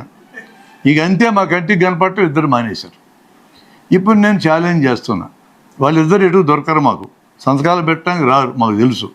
వాళ్ళ మీద వ్యక్తిగతంగా మాకు ఎటువంటి ద్వేషము కోపం లేదు. ఒక విషయము సరైనదా కాదా ప్రూవ్ చేయడానికి ప్రయోగం గురించి నేను మాట్లాడుతున్నా. వాళ్ళేముంది నాకు పరిచయస్తులు కూడా కాదు, వాళ్ళు మనలాగా బతకడానికి హక్కు ఉన్నటువంటి వాళ్ళు ఈ రాజ్యాంగం అనుమతిస్తుంది వాళ్ళని. కానీ రాజ్యాంగంలో ఉన్న 51 అధికారంలో హెచ్ అనే ప్రకరణ ప్రకారం శాస్త్రీయ దృష్టిని, తార్కిక దృష్టిని, మానవతా దృష్టిని, సంస్కరణ విలాసని పెంపొందించడం రాజ్యాంగ విధి అని రాసింది కాబట్టి మేము ఇది మాట్లాడుతున్నాం. లేకపోతే మేము ఎందుకు మాట్లాడతాం, రాజ్యాంగబద్ధంగానే మాట్లాడుతున్నాం. వాళ్ళ మీద మాకు ఎటువంటి కోపం లేదు. ఇప్పుడు వచ్చినా మేము ఆహ్వానిస్తాం, సంతకాలు పెట్టండి అగ్రిమెంట్ మీద, ఓపెన్ డిబేట్ చేద్దాం, ప్రూవ్ చేద్దాం. ఒక్కటి కూడా తప్పుడు కూడా మీరు చెప్పే వాటిల్లో 13x19 పేర్లు మేము ఇచ్చినాం. ఆ ఇచ్చిన వాటిల్లో కొంతమంది చచ్చిపోయి ఉన్నారు. అది చెప్పమని అడిగితే మేము చెప్పమన్నారు వాళ్ళు. అది ఎందుకు చెప్పరన్నాం మేము చచ్చిపోయే సంగతి చెప్తే తగాదాలు వస్తాయన్నారు. ఆల్రెడీ చచ్చిపోయిన వాళ్ళు కదా, ఇంకేం తగాదాలు వస్తాయన్నాం మేము. అయితే చెప్తామని అన్నారు. అది కూడా కరెక్ట్ చెప్పాలి. 19 మందిలో ఎవరు తెచ్చారో చెప్పాలా, ఎవరు బతుకున్నారో చెప్పాలా. నా లెక్క ప్రకారం వాళ్ళు జన్మకి పోటీకి రారు, ఎందుకంటే చెప్పడం సాధ్యం కాదు. ఇంతవరకు మానవ జాతి సంపాదించుకున్న జ్ఞానం, సరైన జ్ఞానం కోట్ల పేజీలకు ఉంది. దాని ప్రకారం ఇది చెప్పడం సాధ్యమే కాదు. నిత్య జీవితంలో అంతర్భాగం అది. మన ప్రతి ఒక్కరి ఒంటి మీద కొన్ని 100 వస్తువులు అట్లాంటివి ఉన్నాయి, సైన్స్ అండ్ టెక్నాలజీ మనకి ఇచ్చినటువంటివి. ఇంత పెద్ద బాడీ ఆఫ్ నాలెడ్జ్ నీకు చెప్పగలిగేది దీని భవిష్యత్తుని ఆ విషయంలో ఊహించి చెప్పడం సాధ్యం కాదు. ఎవరైనా ఇందాక నేను చెప్పిన ఛాలెంజ్ లాంటిదే. జ్యోతిష్యం సైన్స్ అని ప్రూవ్ చేయడానికి ఈ ప్రపంచంలో ఎవరైనా రావచ్చు. అగ్రిమెంట్ రెడీగా మా దగ్గర ఉంది. దాని మీద సంతకాలు పెట్టండి, పరీక్ష చేద్దాం. మీరు కానీ జ్యోతిష్యం శాస్త్రం ప్రూవ్ చేస్తే మేము మా వేదికను వదిలేస్తాం, ఈ డబ్బులన్నీ ఇప్పించడానికి ట్రై చేస్తాం. మీరు కానీ తప్పని తేలితే ఇంకెప్పుడు జ్యోతిష్యం గురించి మాట్లాడవద్దు. దురదృష్టం ఈ దేశానికి పెట్టిన దరిద్రం ఏంటంటే జ్యోతిషాన్ని శాస్త్రం కింద యూనివర్సిటీలో పెట్టించింది గవర్నమెంట్కి మెంటల్ పెట్టింది అనుకుంటున్నాను నేను. బుద్ధి లేని గవర్నమెంట్ సైన్స్కు వ్యతిరేకమైన సబ్జెక్టుని తీసుకుని జ్యోతిషంలో ఎట్ట పెడతారు? పుష్పభార్గవి గారు బతుకున్నప్పుడు కొంతమంది సంతకాలు పెట్టి గవర్నమెంట్కి ఇచ్చారు, పనికిమాలిన పని మీరు చేస్తున్నారని. పనికిమాలిన పనులు చేయడానికి కంకణం కట్టుకున్న వాళ్ళు ఎంత మేధావులు చెప్పి వినరు. అట్లాంటి పరిస్థితి ఈ దేశంకి వచ్చింది. ఒకప్పుడు ఎంత గొప్ప సాంప్రదాయం ఉన్న దేశం ఇది. సున్నాన్ని కనిపెట్టినాం, ఆల్జీబ్రాని కనిపెట్టినాం, గణితాన్ని కనిపెట్టినాం, ఖగోళాన్ని కనిపెట్టినాం. అద్భుతమైన వ్యక్తులు జీవించినటువంటి దేశం ఇది. 2000 ఏళ్ల క్రితం ప్రపంచానికి నిజంగా విశ్వగురువులు మనం. సిగ్గు లేకుండా 2000 ఏళ్ళు దిక్కుమాలిన బతుకు మనం బతుకుతూ సైన్స్ని పెంచుకోకుండా, విజ్ఞానాన్ని పెంచుకోకుండా, మేమే ప్రజలందరికీ ప్రతినిధులు అని చెప్పుకునే సన్నాసి జనం ఈ దేశానికి వచ్చినప్పుడు వీళ్ళందరినీ పక్కన పెట్టి సైన్స్ని లేదా శాస్త్ర విజ్ఞానాన్ని ఖచ్చితంగా హైలైట్ చేయాల్సిన బాధ్యత ఈరోజు మన అందరి మీద ఉన్నది. ఆ విధంగా దాన్ని చూడాలి. అందుకని చారిత్రకం అనే మాటకు అర్థం ఇక్కడ ఉంది. అది అంత బలమైన పదం. ఇన్ని సమస్యలను మనం దాని మీద ఆధారపడి పరిష్కరించగలం. దీని తర్వాత సోషల్ ఇష్యూస్ ఎవరికైనా ఎక్కడైనా ఎప్పుడైనా ఒకే రకంగా ఉంటుందనేది సార్వత్రికం అంటే అర్థం. వాస్తవం మారుతుంది. వాస్తవానికి అనుగుణంగా ఉన్న జ్ఞానం, సరైన జ్ఞానం, దాని పేరు సత్యం, ఇది మారదు. వాస్తవం అలా ఉన్నంతసేపు ఇది ఇలానే ఉంటుంది. వాస్తవం మారి ఇంకొక వస్తువుగా మారితే దానికి సంబంధించిన జ్ఞానం మళ్ళీ వస్తుంది. అది ఇంకో వస్తువుగా మారితే దానికి సంబంధించిన మళ్ళీ వస్తుంది. ఎక్కడికక్కడ ఆ వస్తువుకి వాస్తవానికి అనుగుణంగా మారుతుంటుంది. జ్ఞానం మారదు, వస్తువు మారుతుంది. ఎక్కడికక్కడ అది సత్యము అనేది చాలా బలమైన కన్సెప్టు. మొత్తం టోటల్ ప్రపంచంలో సైంటిఫిక్ కమ్యూనిటీని నడిపించేది ఈ సింగిల్ వర్డ్ సత్యం అనేది, ట్రూత్ అనేది. అందుకనే ఒక పెద్ద ఫిలాసఫర్ అంటాడు, వాట్ ఈజ్ ద ట్రూత్ అంటే that corresponds to reality. It is a part of knowledge. Knowledge అంటే జ్ఞానం. It is a part of knowledge. సత్యము లేదా ట్రూత్ అనేది నాలెడ్జ్లో భాగం. That corresponds to reality. Reality అంటే వాస్తవం. వాస్తవంతో సరిపోలే జ్ఞానమే సత్యం. ఈ సత్యమే సైన్స్ అనబడేదానికి మూలము. కాబట్టి దాని గురించి తెలియాలి. అందుకని మన పూర్వీకులు కూడా ఈ విషయంలో కూడా మన దేశ పూర్వీకులు చాలా పెద్ద కృషి చేశారు. మన ఫిలాసఫర్స్ కృషి చేశారు. సత్యం త్రికాల అబాధితం అనే మాట వాడారు. కాలాన్ని బట్టి సత్యం మారదు. నిన్న ఈరోజు రేపు ఒకే రకంగా ఉంటుంది. ఇది ఎట్లా తెలుస్తుంది? ఇందాక మనం భవిష్యత్తు ఊహించి చెప్పలేము, మనము జరిగేదాకా చెప్పలేమన్నాం కదా. ఇది ఎట్లా చెప్పగలిగారు? దాని బలమంతా అక్కడే ఉంది. ఈ బలాన్ని మనం తెలుసుకోవాలి. ఈరోజు ఏ తేదీ ఉందో 4 రోజులు వెనక్కి వెళ్దాం. 4 రోజులు వెనక నేను ఒక స్టేట్మెంట్ చేస్తా. ఏమనంటే నిప్పుకు కాల్చే గుణం ఉండదని చేస్తా. 4 రోజులు వెనక్కి వెళ్ళి 1వ తేదీకి వెళ్ళామనుకోండి. 1వ తేదీ మే 1వ తేదీ నేను ఈ ప్రకటన చేస్తే ఆ రోజుకి ముందు 30వ తేదీ ఏప్రిల్ రోజున నిప్పును పరీక్ష చేయగలం, చేశాం, కాలింది. 1వ తేదీ కూడా పరీక్ష చేయగలం, కాలింది. 2వ తేదీ 3వ తేదీ 4వ తేదీ అనేది 1వ తేదీకి భవిష్యత్తు కింద లెక్క. అది జరిగేదాకా చెప్పలేం కదా అని మన వాదన. ఇప్పుడు నేను 5వ తేదీకి 6వ తేదీకి వచ్చి కూర్చున్నా. ఇప్పుడు వెనక్కి తిరిగి చూస్తే 2వ తేదీ కాలింది, 3వ తేదీ కాలింది, 4వ తేదీ కూడా కాలిందని తేలింది. ఈ అనుభవంలోంచి సత్యం త్రికాల అబాధితం అని తేల్చారు. ఎవడి చేతిలో సత్యం ఉంటే ఆవిడ మాత్రమే భవిష్యత్తు చెప్పగలడు, వీళ్ళెవరూ చెప్పలేరు. అలాంటి 200-300 సత్యాలు చేతిలో ఉన్నందుకు శ్రీహరికోటలో చంద్రయాన్ నౌకను వదిలేసిన శాస్త్రజ్ఞులు చంద్రుడి మీద ఏ టైంలో ఏ చోట దిగుద్దో ముందే చెప్పగలిగారు. అక్కడే పోయి దిగింది. అంత పెద్ద బలమైనటువంటి ఈ సబ్జెక్ట్ ఈరోజు మానవ జాతిని కరెక్ట్గా నడపగలిగేది. అందుకని 5 ఇంద్రియాల ద్వారా మన మెదడుకి జ్ఞానం కలుగుతుంది. దాన్ని చూసుకుంటుంది. అది మెదడులో కొన్ని కేంద్రాలు ఉంటాయి. దృష్టి కేంద్రం వెనుకుంటుంది, ఇక్కడ శ్రవణ కేంద్రం ఉంటుంది, మెదడు అడుగు భాగంలో రుచి కేంద్రము, అది వాసన కేంద్రం ఉంటాయి. ఇక్కడ నుంచి నాడుల ద్వారా మెదడులో ముందు భాగానికి సమాచారం చేరుతుంది, ఇది గుర్తుంచుకునే భాగం. అక్కడ చేరిన తర్వాత మెదడు వేసుకునే ప్రశ్న ఏంటంటే, ఇది స్పష్టంగా ఉందా అస్పష్టంగా ఉందో చూసుకుంటుంది. అస్పష్టంగా ఉన్న దాని మీద నిర్ణయాలు చేయదు. స్పష్టంగా ఉందని కానీ ఇది కొత్తదా పాతదా అని ప్రశ్నించుకుంటుంది. కొత్తదైతే కాగ్నిషన్ మొదటి ముద్ర అని నిర్ణయిస్తాం. తిరిగి వచ్చిందైతే రీకాగ్నిషన్ మలి ముద్ర అని లెక్కేస్తాం. దాన్ని మనం చూసుకుంటాం. ఆ చూసుకున్న దాని పేరే జ్ఞానం అంటాం. ఇప్పుడు జ్ఞానం అనేది 2 రకాలుగా మనకు ఉంటుంది. ఉన్నది ఉన్నట్టు మనకి జ్ఞానం కలగవచ్చు. ఉన్నది ఒకటైతే అది ఇంకో రకంగా కూడా మన బుర్రలో పడవచ్చు. అనేక క్లాసికల్ ఉదాహరణలు మనకున్నాయి. ఇక్కడ ఈ హాల్లో నేను బోల్డ్ అన్ని ఇల్యూషన్స్ అని పెట్టా. ఇవన్నీ కూడా వాటికి ఎగ్జాంపుల్స్ లాంటివి. నేను అట్లాంటి ఒక ఎగ్జాంపుల్ మీకు ఇక్కడ చూపిస్తా. ఎండమావి ఉంది, మృగతృష్ణ అంటారు. అక్కడ నీళ్ళు ఉండవు, నీళ్ళు ఉన్నట్టు కనపడుతుంది. నీళ్ళు ఉన్నట్టు ఎవరికైనా కనపడుతుంది, ఎక్కడైనా కనపడుతుంది, ఎప్పుడైనా కనపడుతుంది. కానీ నీళ్ళు లేవు. అక్కడ ఉన్నది ఏంటి? ఎండ వేడికి గాలి వ్యాకోచం చెంది గాలి కదులుతూ ఉంటుంది, డెన్సిటీ మారుతూ ఉంటుంది. దాని వెనుకున్న వస్తువులు కదిలినట్టు అనిపిస్తుంది. నీళ్ళల్లో అలలు ఉన్నందువలన కదిలినట్టు కనపడ్డట్టు ఫీలింగ్ మనకు వస్తుంది. కాబట్టి అక్కడ నీళ్ళునే అనుకుంటాడు. ఇదే రకమైన సమస్య మన పూర్వీకులకు లక్షలాల క్రితం రాలేదా? అప్పుడు ఇంత విషయం తెలియదు కాబట్టి నీళ్ళునే అనుకుని బయలుదేరాడు దప్పికి తీర్చుకుందామని. అది అవతలకు జరిగిపోయింది. మళ్ళీ అక్కడికి పోయాడు, మళ్ళీ అవతలకు జరిగిపోయింది. ఓహో, ఇట్లా కనపడుతుంది కానీ ఇక్కడ నీళ్ళు లేవు అని అర్థమైంది. ఒక నదిలోకి వెళ్ళాడు, నీళ్ళు ఉన్నాయి, తాగాడు. నదిలో నీళ్ళు ఉంటాయి, ఎండమావులో నీళ్ళు ఉండవు. నీళ్ళు ఉన్నట్టు కనపడుతుంది. సముద్రం ఒడ్డున నిలబడ్డాం ఉదయం. సముద్రంలోంచి సూర్యబింబం లేచి వస్తుంది, మనకు కనపడుతుంది అట్లా. కానీ సూర్యబింబం సముద్రంలోంచి లేచి వస్తుందా? భూమి తూర్పు వైపు తిరుగుతుందా? భూమి తూర్పు వైపు తిరుగుతుంది అనేది వాస్తవం. కనపడేది సూర్యుడు లేచి వచ్చినట్టు. మనం రైల్లో కూర్చున్నాం, పక్క రైలు కదిలింది, మన రైలు కదిలినట్టు అనిపించింది. కదిలింది మన రైలు కాదు. లేదా మన రైలు కదిలింది, పక్క రైలు కదల్లా, మనం దాన్ని గుర్తించలేము. ఇవన్నీ భ్రమలు లేదా అసత్యాలు అంటాం. ఇట్లాంటివి కొన్ని వందల వేలు. అలాంటి వాటికి ఎగ్జాంపులే ఇది. ఒక ఎగ్జాంపుల్. ఇక్కడ మీకు ఏం కనపడదు? మధ్యలో ఉన్న 2 అడ్డగీతలు వంకర ఉన్నట్టు కనపడదు, వంకర ఉన్నట్టు కనపడదు. ఇట్లా చూడండి, 2 స్ట్రైట్గా ఉన్నాయి. సెట్టింగ్ మారిస్తే వేరే రకం కనపడదు. మన శాస్త్రీయ పద్ధతులు కూడా ఈ ఉదాహరణ వాడుకుంటాం. ఉన్నది ఒకటైతే మరో రకం కనపడుతుంది.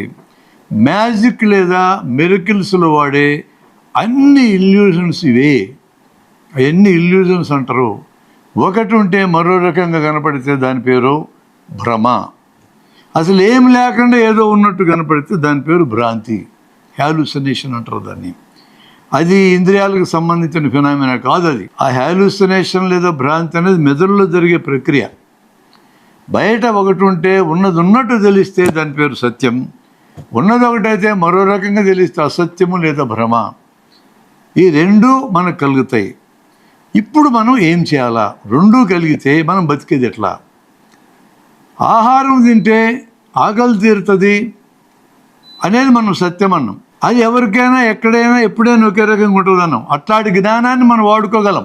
అసత్యంగా ఉన్నటువంటి జ్ఞానాన్ని మనం వాడుకోలేము జీవితంలో. కానీ మన ఇంద్రియాల వ్యవస్థ సత్యాల్ని అందిస్తుంది, అసత్యాలను అందిస్తుంది. ఈ ప్రకృతిలో మానవుడు జీవించాలి అంటే అసత్యాల మీద ఆధారపడి బతకలేడు. కాబట్టి ఎల్లప్పుడూ మనకు సత్యాలు అందాలంటే ఏం చేయాలి అనే క్వశ్చన్ మనిషికి ఎదురైంది. ఇది నాకు ఎదురైంది కాదు, నీకు ఎదురైంది కాదు, మానవ జాతికే ఎదురైంది. ఉన్నది ఉన్నట్టు తెలియటం మానవుడు బతకటానికి అవసరం. బతకటంలో లెవెల్స్ ఉన్నాయి. బేరుగా జీవించడం ఒక లెవెలు. ఇప్పుడు మనకు కూడా తెలుసు ఆ లెవెల్స్. బాగా బతకాలనుకుంటాం, ఎదగాలనుకుంటాం, గుర్తింపు రావాలనుకుంటాం, వివిధ దశలు ఉంటాం. అసలు తిండే దొరికినాడు, తిండి దొరికితే చాలనుకుంటాడు. తిండి దొరికినాడు, మంచి తిండి దొరికితే బాగుండు అనుకుంటాడు. మంచి తిండి కూడా దొరికితే రేపటికి కూడా గ్యారెంటీ ఉంటే బాగుండు అంటాడు. అసలు పడుకోవడానికి చోట్లేనాడు, రైల్వే ప్లాట్ఫామ్ మీద పడుకొని ఇస్తే బాగుండు అనుకుంటాడు. అది దొరికినాడు, ఆ తర్వాత నాకు రూమ్ ఉంటే బాగుండు కదా అనుకుంటాడు. ఒక రూమ్ ఉండేటోడు 3 రూములు ఉండి ఇల్లు ఉండాలి కదా కనీసం అంటాడు. అది ఉన్నాడు 600 రూములు ఉండి ఇల్లు ఉంటే బాగుండు కదా అంటాడు. ఆడు పడుకొని చచ్చేది ఒక రూమ్లోనే. ఇప్పుడు 600 రూములు నేనే పడుకోవాలనుకుంటే నిమిషానికి ఒకసారి శవాన్ని ఎత్తాలని అట్టాటి ఇల్లు కట్టించుకున్న వాళ్ళు కూడా ఉన్నారు బొంబాయిలో. ఆ పెద్ద మనుషులు కూడా. ఎందుకురా నీకు 600 రూములు, ఒక బెడ్ మీద నువ్వు పడుకుంటావు, ఆ జ్ఞానం వాడికి రాదు, పోనీ మనకి రాదు, వాడిని ఆపడానికన్నా మనం ప్రవచనం చేయం. అట్లాంటి వాళ్ళని పెంచినాం ఈ మధ్య మనం. 59-60 మందికి ఉన్నారు శతకోటీశ్వరులు, 169కి పెంచినాం ఈ 10 ఏళ్లలో. ఇట్లాంటి దరిద్రులందరినీ పెంచినాం 600 రూములు 400 రూముల వాళ్ళని. మానవ జాతి పరిణామానికి, మానవ జాతి ప్రస్థానానికి వ్యతిరేకమైన జనం వీళ్ళు. వీళ్ళెవరికి బతికారత లేదు ఈ భూమి మీద అనేది మనం సైన్స్ ప్రకారం చెప్పగలం. అసలు వీళ్ళు కాదు నిర్మించింది, ఉత్పత్తిని నిర్మించింది వీళ్ళు కాదు, సైన్స్ని నిర్మించింది వీళ్ళు కాదు, మానవ సంపదను సృష్టించింది వీళ్ళు కాదు. కానీ పరిపాలించేటోళ్ళు సంపదను వాళ్ళే సృష్టిస్తారంటున్నారు. సంపదను సృష్టించేది కష్టపడేవాడు, శ్రమ చేసేటోడు వీళ్ళు కాదు అనేది మనకు సైన్స్ చెప్తా ఉంది. కాబట్టి ఎప్పుడు మనకు సరైనదే తెలియాలి అంటే ఏం చేయాలి? ఇప్పుడు మనకు తెలిసే మార్గాలు 3 ఉన్నాయని తెలిసింది. మొదటిది ప్రత్యక్షంగా ఇంద్రియాల ద్వారా తెలియడం, రెండోది ఊహ ద్వారా తెలియటం, మూడోది అతి ముఖ్యమైనది భాష ద్వారా తెలియడం. ఈ భాష మాట్లాడే భాష కావచ్చు, రాసిన భాష కావచ్చు. మనిషికి భాష వచ్చినాకనే ఈ మూడోది మనకు ఓపెన్ అయింది. భాష లేకముందు ఈ మూడోది మనకు తెలియదు.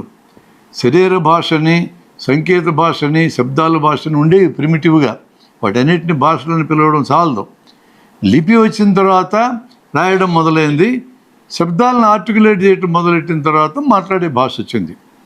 భాషలో ఇది మనం క్రియేట్ చేసుకున్నది ఈ మెథడ్ అంతా.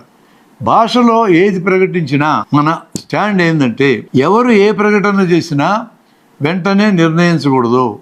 అది ఫస్ట్ స్టెప్. తప్ప ఒప్ప అనకూడదు, దాన్ని స్క్రూటినీ చేయాలి.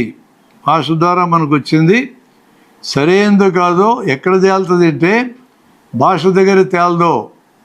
నేను ఇందాక చెప్పిన ఎగ్జాంపుల్ మీరు చూడండి. నేను బంగారాన్ని 2 రెట్లు చేస్తాను ఒకతను భాష ద్వారా మా దగ్గర ప్రకటించాడు. అతను బంగారాన్ని 2 రెట్లు చేయగలడో లేదో అతని భాష ద్వారా తెలియదో.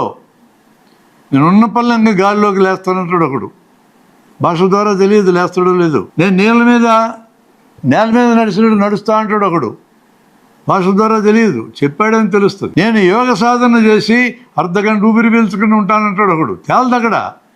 ఎక్కడ తేలుతుంది? ప్రత్యక్షం దగ్గర తేలుతుంది. అంటే ఏం చేయాలి వాళ్ళని? నువ్వు అరగంట ఉంటానన్నావు కదా, గాలి పీల్చుకుంటే ఉండు అనాల. కూర్చుంటాడు అతను, ముక్కున్నారు అతనే మోసుకుంటాడు. కాసేపు అయ్యేటోడికి మెదడుకి ఆక్సిజన్ సప్లై తగ్గుతుంది, ఈ చేయి కింద పడుతుంది, పడగానే గాలి పీలుస్తాడు. వాడంతున్నాడు ముక్కునోరు మూసుకొని అరగంట ఉంటూ కుదరదు.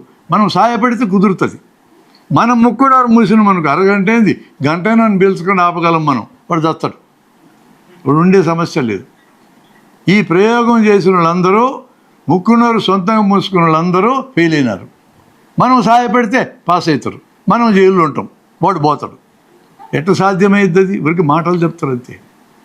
అలాంటి వాటిని నెత్తికెక్కించుకోకూడదు. నేను నీళ్ళ మీద నడుస్తాను, నడువు అనాల. నేను గాల్లోకి లేస్తా, లేవు మాకేంది బాధ, నువ్వు గాల్లోకి లేస్తే మాకేం బాధ. అది ప్రూవ్ అయితే ఎంత మేలు. వరదలు వచ్చినప్పుడు కొట్టకపోకుండా గాల్లోకి లేచిపోతాం. వీళ్ళందరూ హెలికాప్టర్లు వేసుకొని తిరుగుతూ ఉన్నారు. వరుస కుదరకపోతే అప్పుడు రాజశేఖర రెడ్డి మరణిస్తారు వీళ్ళందరూ తిరిగేటోళ్ళు. ఎందుకే మీకు ఈ కష్టం అంతా? గాల్లోకి లేవండి మొత్తం రాజకీయ నాయకులంతా లేచిపోండి. ఎంత మేలై ప్రూవ్ అయితే మనం వాటి తప్పని అనకూడదు. You prove it అనాల.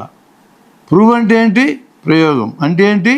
ఇప్పుడు ఇక్కడ ఇది చేయాలి, అక్కడ తీసుకొచ్చి బిగించాలి వాళ్ళని.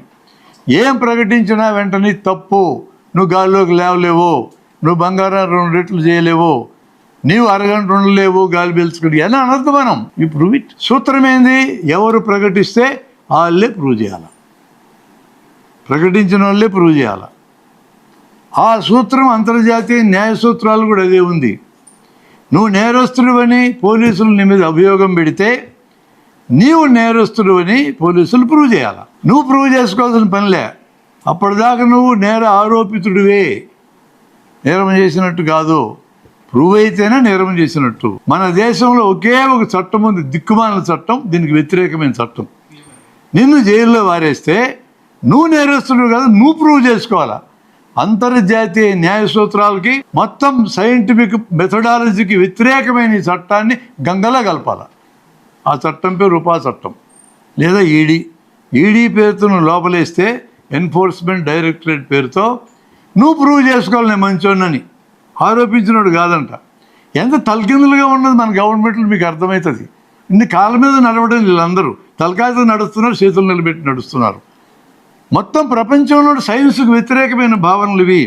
ఇలాంటి భావనలు సైంటిఫిక్ కమ్యూనిటీ అంగీకరించకూడదు. భాష ద్వారా ఏదొచ్చినా సరే మీరు దయచేసి గమనించండి. మనకి ఇప్పటికే కొన్ని అలవాట్లు ఉంటాయి, వెంటనే రియాక్ట్ అయ్యే అలవాట్లు. దయచేసి రియాక్ట్ కావద్దు. అటు చెప్పింది నీకు అర్థమైందో లేదు చూసుకో ఫస్ట్. భాషకి భావ ప్రకటన సామర్థ్యం ఉంటుంది, భావ ప్రసార సామర్థ్యం, 2 సామర్థ్యాలు ఉంటాయి. భావ ప్రకటన అంటే వాడేందో మాట్లాడుతున్నాడని మనకు తెలుస్తుంది, వాడికి అర్థమవుతుంది, మనకు అర్థం కాదు. వాడు ఫ్రెంచ్ మాట్లాడాడు, స్పానిష్ మాట్లాడినాడు, మనకు తెలియవు ఆ భాషలు. మాట్లాడుతున్నాడు ఏదో భాష అనుకుంటాం మనం, అది భావ ప్రకటన. భావ ప్రసారం అంటే అతను ఏం మాట్లాడుతున్నాడో మన దగ్గరికి రావాలి, మనకు అది అర్థం కూడా కావాలి. తెలుగే మాట్లాడుతున్నాడు అనుకోండి, నా పొద్దుటూరులో ఉన్న వాళ్ళు డబ్బును లెక్క అని పిలుస్తారు. లెక్క ఉందా అంటే అర్థం ఏంటంటే నీ జేబులో డబ్బులు ఉన్నాయని అర్థం. విజయవాడలో లెక్క అంటే అర్థం ఏంటంటే లెక్క చేయడం అని అర్థం. ఈ పొద్దుటూరు అతను విజయవాడ వెళ్ళాడు, ఒక అతను పట్టుకొని లెక్క ఉందా అన్నాడు, నీ జేబులో డబ్బులు ఉన్నాయని అన్నాడు. వాడికి అర్థమే కాదు అది. ఆ వాక్యంలో ఒక్క పదం అర్థం కాకపోయినా వాక్యం అర్థం కాదు. భాషకున్న లిమిటేషన్లు అవి. భాషకున్న లిమిటేషన్లో భావ ప్రసారం జరగాలి అంటే ఇద్దరికీ భాష వచ్చి ఉండాలి, ఇద్దరికి ఒకే రకంగా భాష వచ్చి ఉండాలి. ఒకరికో రకంగా ఇంకొకరికో రకంగా వస్తే అది నువ్వు కమ్యూనికేషన్కి పనికిరాదు. ఒక్క పదం కూడా తేడా లేకుండా తెలియాలా. రెండవ బలహీనత భాషకున్నది ఏంటంటే భాషలో ప్రకటనలు చేయగలం, చెప్పగలం, అది సరైనదో కాదో అక్కడ తేలదు, ప్రత్యక్షం దగ్గరికి వెళ్ళాలా. ఊహ ద్వారా ప్రకటన చేసి జ్ఞానాన్ని అందించగలం, సరైనది కాదో తేలాలంటే ప్రత్యక్షం దగ్గరికి వెళ్ళాలి. మనం ఒక స్టెప్ దగ్గరికి వచ్చినాం ఇప్పుడు మన పరిశీలనలో. ఏమంటది? భాష ద్వారా జ్ఞానం వస్తుంది, సరైన జ్ఞానం వస్తుంది, తప్పు జ్ఞానం వస్తుంది. ఊహ ద్వారా సరైన జ్ఞానం వస్తుంది, తప్పు జ్ఞానం వస్తుంది. ఈ రెంటి దగ్గర వచ్చిన జ్ఞానాన్ని సరిచూసుకోవాలంటే ప్రత్యక్షం దగ్గరికి వెళ్ళాలి. ఇక్కడ ప్రాబ్లం మానవ జాతికి ఎదురైంది.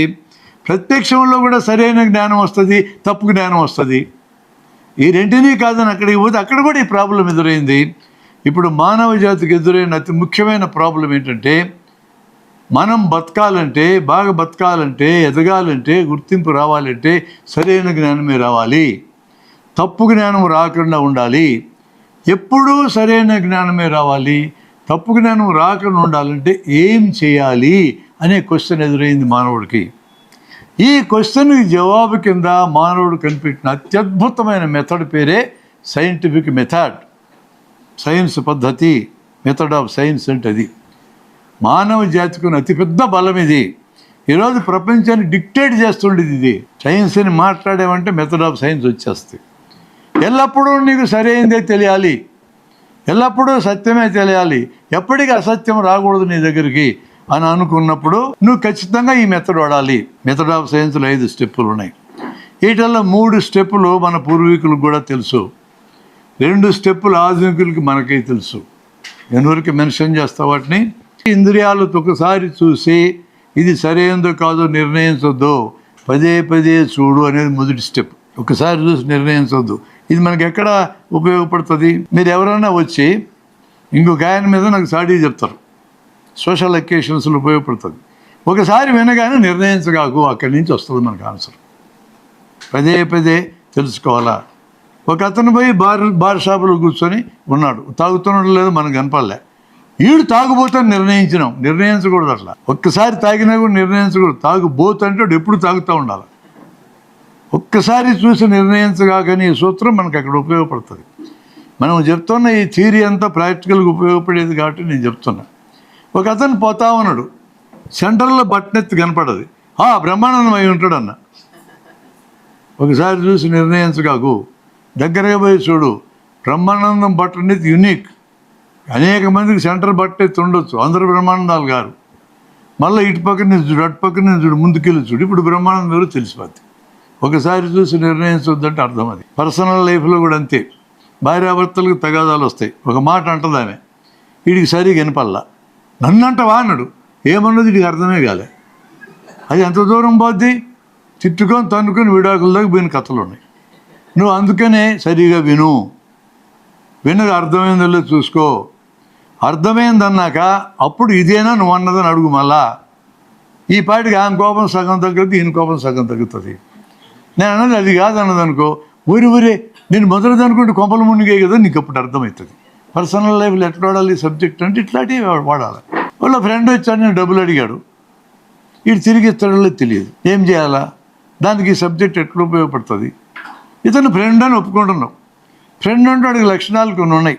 అతను మనము మాట్లాడుకున్నది బయట కూడా మాట్లాడకూడదు, మొదటి లక్షణం.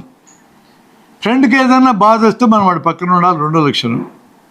వాడు ఏదైనా తప్పు చేస్తున్నాడు అనిపిస్తే మనం ముఖమాటం లేకుండా చెప్పాలి వాడికి. ఈ 3 లక్షణాలు ఉంటే ఫ్రెండ్షిప్. వాడు ఇప్పుడు బాధలో ఉండి డబ్బులు అడగడానికి వచ్చాడు, నువ్వు ఇవ్వగలవా లేదో చూసుకోవాలి. వాడు తిరిగి ఇవ్వడు అనుకునే ఇవ్వాలి, తిరిగి ఇవ్వడు అనుకునే ఇవ్వాలి. ఇవ్వమని నువ్వు ఎక్స్పెక్ట్ కూడా చేయకూడదు. అలా ఇవ్వాలంటే ఎంత ఇస్తే నువ్వు మర్చిపోగలవో నీకు ఒక లెక్క ఉండాలి. నాకున్న లెక్క ఇది 5,000. నేను ఏ ఫ్రెండ్ అడిగినా మాట్లాడుకుంటే 5,000 అయితే ఇవ్వగలను. నా దగ్గరకు ఒక ఫ్రెండ్ వచ్చి 60,000 అడిగాడు. అతను మంచోడే, నేను 5,000 కంటే ఇవ్వలేను. మా అమ్మాయి ఉక్రెయిన్లో చదువుతుంది, అర్జెంటుగా ఫీజు పంపించాలన్నాడు. 5,000 ఇచ్చేసి నువ్వు నాకు తిరిగి ఇవ్వక్కర్లా, నువ్వు మర్చిపోదాన్ని, నేను మిగతా 55,000 ఎక్కడన్నా ఏర్పాటు చేసుకొచ్చి పంపించి. నేను మర్చిపోయినా ఆడు కూడా హ్యాపీగా మర్చిపోయాడు. ఇంక దాని గురించి సమస్య లేదు, ఇక క్వశ్చన్ లేదు, ఇక నువ్వు మర్చిపోవాలంతే. దీనివల్ల నీకు మనశ్శాంతి మిగులుతుంది. వాడు తిరిగి ఇస్తాడు అనుకుంటే వాడు ఇవ్వలేడు, ఇవ్వలేడో తేల్చలేం. మనము పోయి అడుగుతాం, 5,000 అప్పుడు చెప్పినాయి కదా, ఇస్తా, ఖచ్చితంగా ఇస్తా అంటాడు. ఇస్తా అనుకుని ఇంటికి పోతావు, మళ్ళీ వారమైనా మళ్ళీ అడుగుతావు, 5,000 కదా అంటాడు.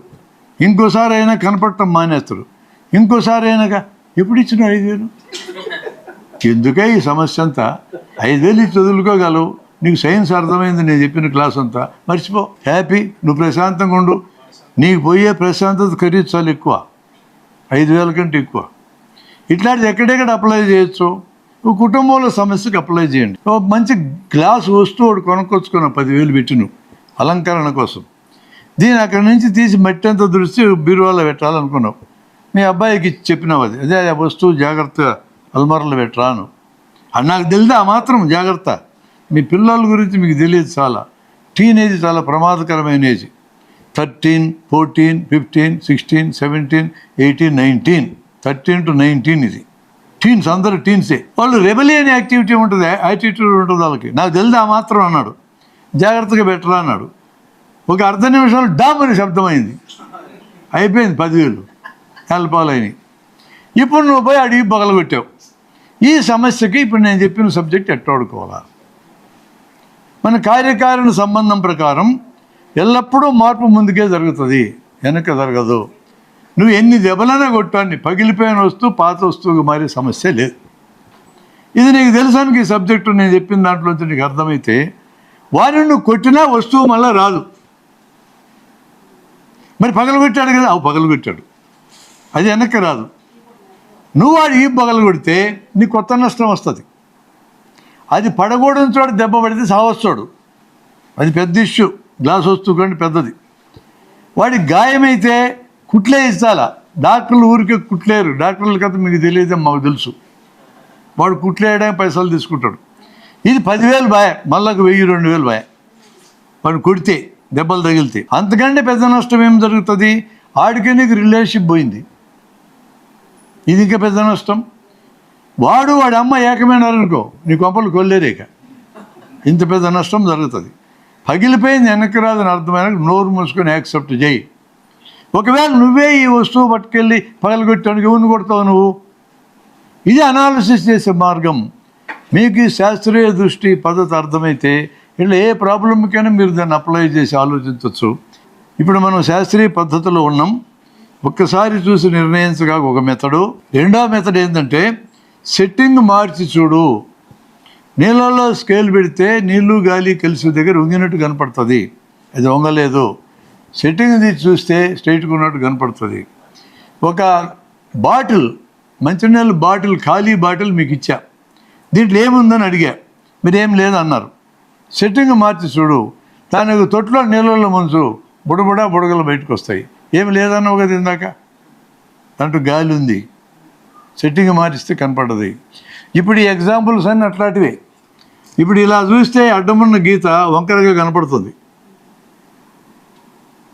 వంకర కనపడుతుంది. ఇట్లా మార్చి చూస్తే స్ట్రైట్గా పెడితే స్ట్రైట్గా ఉంది. అది సెట్టింగ్ మారిస్తే మీకు అది ఏముందో కనపడ్డది. ఇందాకనే నేను వాడుకున్నటువంటి ఎగ్జాంపుల్స్ ఇట్లా పెట్టి చూస్తే అడ్డగీతాలు 2 వంకర ఉన్నాయి, ఇట్లా పెట్టి చూస్తే 2 స్ట్రైట్ ఉన్నాయి. ఇట్లాంటి కొన్ని వందల ఆప్టికల్ ఇల్యూషన్స్ ఉన్నవి సెట్టింగ్ మార్చి చూస్తే మనకు కనపడతాయి. ఈ ఎగ్జాంపుల్స్ అన్నీ అక్కడ మనం వాడుకోవచ్చు. ఇక మూడవది, ఇతర ఇంద్రియాల సహాయం తీసుకొని చూడు. ఇది మూడవది. అంటే కంటితో చూసాం చక్కెర ఉప్పు, కన్ను కనిపెట్టలేదు తేడా. నాలుక మీద ఉప్పు ఏందో చక్కెర అని తెలుస్తుంది. తెల్లటి పిండి మెత్తగా పొడి చేసి పెట్టాం, తెల్లగా ఉండే చక్కెరని పొడి చేసి పెట్టాం, ఉప్పును పొడి చేసి పెట్టాం, కన్ను చెప్పలేదు. ఏళ్ళతో నలిపి చూసాం, 3 మెత్తగానే ఉన్నాయి. ఇది ఖచ్చితంగా నాలుక దగ్గరికి వెళ్ళాల్సిందే. నాలుగు బలహీనమైంది కంటికంటే, కానీ ఈ విషయంలో నాలుకే బలమైంది. ఇతర ఇంద్రియాల సహాయం అంటే అర్థం అది. ఈ 3 మెథడ్స్ మన పూర్వీకులు వాడుకున్నారు. ఇంకా 2 మెథడ్స్ ఉన్నాయి, చాలా అద్భుతమైన మెథడ్స్. ఇంద్రియాలు సామర్థ్యం పెంచి చూడు. మైక్రోస్కోప్, టెలిస్కోప్, పిక్ట్రోస్కోప్, అలాగే పెరిస్కోప్, ఇలాంటి స్కోపులన్నీ. శబ్దానికైతే స్టెథోస్కోప్. ఇంద్రియాల సామర్థ్యం పెంచి చూడటం అంటే అది. కంటికి కనపడని అనేకం మైక్రోస్కోప్ వచ్చినాక మనకు కనపడ్డాయి. నేకెడ్ ఐతో ఈ ఖగోళంలో కనపడే అనేకం టెలిస్కోప్ వచ్చినాక, ఇందాక నేను చెప్పిన 10,000 కోట్ల కాంతి సంవత్సరాల వ్యాసం ఉండే యూనివర్స్ అంతా టెలిస్కోప్ వచ్చినాక మనకు తెలిసింది. టెలిస్కోప్ నిర్మాణంలో, మైక్రోస్కోప్ నిర్మాణంలో ఆల్రెడీ నిరూపించబడ్డ సూత్రం ఉంది.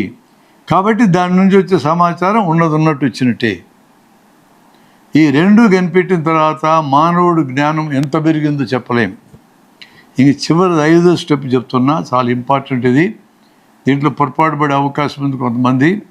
ఇంద్రియాలకు అతీతంగా 5 ఇంద్రియాలకి తెలియకుండా వాస్తవాలు ఉన్నాయి, అంటే కొన్ని పదార్థాలు ఉన్నాయి, కొన్ని శక్తులు ఉన్నాయని కనిపెట్టాడు మనిషి. 5 ఇంద్రియాలకు అందకపోతే నీకెటా తెలిసిన క్వశ్చన్ వచ్చింది. చాలా రిలవెంట్ క్వశ్చన్ అది. పరమాణువులోని శకలాలు నీ కంటికి తెలియదు, ముక్కు చెవి నాలుగుకి చర్మానికి తెలియదు, మైక్రోస్కోప్ కూడా తెలియదు, ఇంద్రియాల సామర్థ్యం పెంచినా తెలియదు. కానీ అవి ఉన్నాయని ఎట్ట కనుక్కున్నాం? ఎలక్ట్రాన్ల ప్రవాహమే విద్యుత్ అని కనుక్కున్నాం. దాని ఫలితం రూపంలో చూసాం. ఎలక్ట్రాన్ కనపడదు ఏ ఇంద్రియానికి, ఎలక్ట్రాన్ల ప్రవాహం విద్యుత్ చేయి పెడితే వేసి కొడుతుంది, చేతికి తెలిసింది. కంటికి చెవికి కూడా తెలియదు, కానీ కంటికి చెవికి ముక్కుకి నాలుగుకి చర్మం భాగాలు ఉంటాయి కాబట్టి అక్కడ తెలుస్తుంది. కానీ వాటికుండే స్పెషల్ సెన్సెస్లోంచి మీకు తెలియదు. ఎలక్ట్రాన్ అనే దాని ఉనికిని దాని ప్రవాహం ద్వారా కనిపెట్టినాం. అల్ట్రాసౌండ్ అది సౌండే, కానీ చెవికి వినపడదు. పైజో ఎలక్ట్రిక్ క్రిస్టల్స్ అనే వాటికి ఎలక్ట్రిక్ స్టిమ్యులేషన్ ఇస్తే వేవ్స్ బయటకు వస్తాయి. ఈ వేవ్స్ బాడీ మీద పడ్డప్పుడు శరీరంలో ఒక భాగం ఒక్క రకంగా లోపలికి పంపిస్తుంది, మళ్ళీ వెనక్కి పంపిస్తుంది. వాటిని స్వీకరించి టీవీ తెర మీద ఫ్లోరెసెంట్ స్క్రీన్ మీద చూస్తే మనకు అవయవాల బొమ్మలు కనపడ్డాయి. అవి అల్ట్రాసౌండ్ ఎందుకైంది? కాంతి శక్తిలాగా అనుకోవచ్చు కదా అన్నాం. కానీ ఈ వేవ్స్ యొక్క వేగం సౌండ్ వేవ్స్ ఈక్వల్, అందుకని అల్ట్రాసౌండ్ అని పిలిచారు. అల్ట్రాసౌండ్ ఇంద్రియాలకు తెలియదు, కానీ ఏదో ఒక ఇంద్రియానికి తెలిసే రూపంలోకి మార్చుకొని చూసాం. ఏ ఇంద్రియానికి తెలిసింది? ఇక్కడ కన్నుని ఇంద్రియానికి తెలిసింది. చెవులు కనపడేవి కావు, కన్నుని ఇంద్రియానికి స్క్రీన్ మీద తెలిసింది. హెన్రీ బెకరల్ అనే అతను సైంటిస్టు ప్రయోగాలు చేసేటప్పుడు ఒక సిల్వర్ నైట్రేట్ ఫిల్మ్ మీద ఎముకల బొమ్మ కనపడడానికి, ఆయన డస్క్లో పెట్టుకున్న ఫిల్మ్ మీద ఏంది ఎముకల బొమ్మ వచ్చింది అని అట్లా 10 సార్లు 20 సార్లు 100 సార్లు ఎక్స్రే ఆ రూమ్లో పెట్టి చూస్తే ఎముకల బొమ్మ పడ్డది. ఈ రూమ్లో ఏమో కిరణాలు తిరుగుతున్నాయి, ఆ కిరణాలు చర్మం గుండా వెళ్తున్నాయి, ఎముకలు గుండా వెళ్ళడం లేదని కనుక్కున్నాడు ఆయన. దాని తర్వాత స్టాండర్డైజ్ చేశారు, రాంటుజన్ ఎక్స్రే మిషన్ కనిపెట్టినాడు. ఈరోజు ఎక్స్రే మిషన్ మన జీవితంలో అంతర్భాగం అయిపోయింది. ఆ కిరణాలు ఏందో తెలియదు కాబట్టి ఎక్స్ కిరణాలను పెట్టినట్టు పేరు, ఇంకా పేరు స్థిరపడిపోయింది ఎక్స్రే. ఎక్స్రేలు అనేవి కన్ను ముక్కు చెవి నాలుగు చర్మ 5 ఇంద్రియాలకు తెలియవు, అతీంద్రియం. ఎక్స్రే అనే ఒక ఎనర్జీ రూపం, పరమాణువులు అనే ఒక పదార్థ రూపం, ఇవి 2 అతీంద్రియాలు. కానీ వాటి యొక్క ఫలితాల ద్వారా ఇంద్రియాలకు అందేటట్టు తెలుసుకొని వాటి ఉనికిని మనం గుర్తించాం. మొట్టమొదటి ఎక్స్రేలు కనిపెట్టిన తర్వాత అప్పుడు ప్రశ్నించాం మనం శాస్త్రజ్ఞుల్ని, అయ్యా నీకు ఎట్ట తెలిసింది అన్నాం. అయ్యా ఇంద్రియాలకు తెలియవి ఇంద్రియాలకు తెలిసే రూపంలో ఎక్స్రే ఫిల్మ్ కంటితో చూసినే కనిపించినా అన్నారు. ఇంక ఇట్లాంటి ఇంకా ఉన్నాయా అని అడిగినాం. ఎన్ని ఉన్నాయో, ఒకటి కనపడ్డాక ఎన్ని ఉన్నాయో అనుమానం ఉంది మాకు అన్నారు. టోటల్ ఎలక్ట్రోమాగ్నెటిక్ స్పెక్ట్రమ్ అంతా కనుక్కున్నారు. మైక్రోవేవ్ కనిపెట్టినారు. ఏ అవయవానికి కనపడుతుంది మైక్రోవేవ్?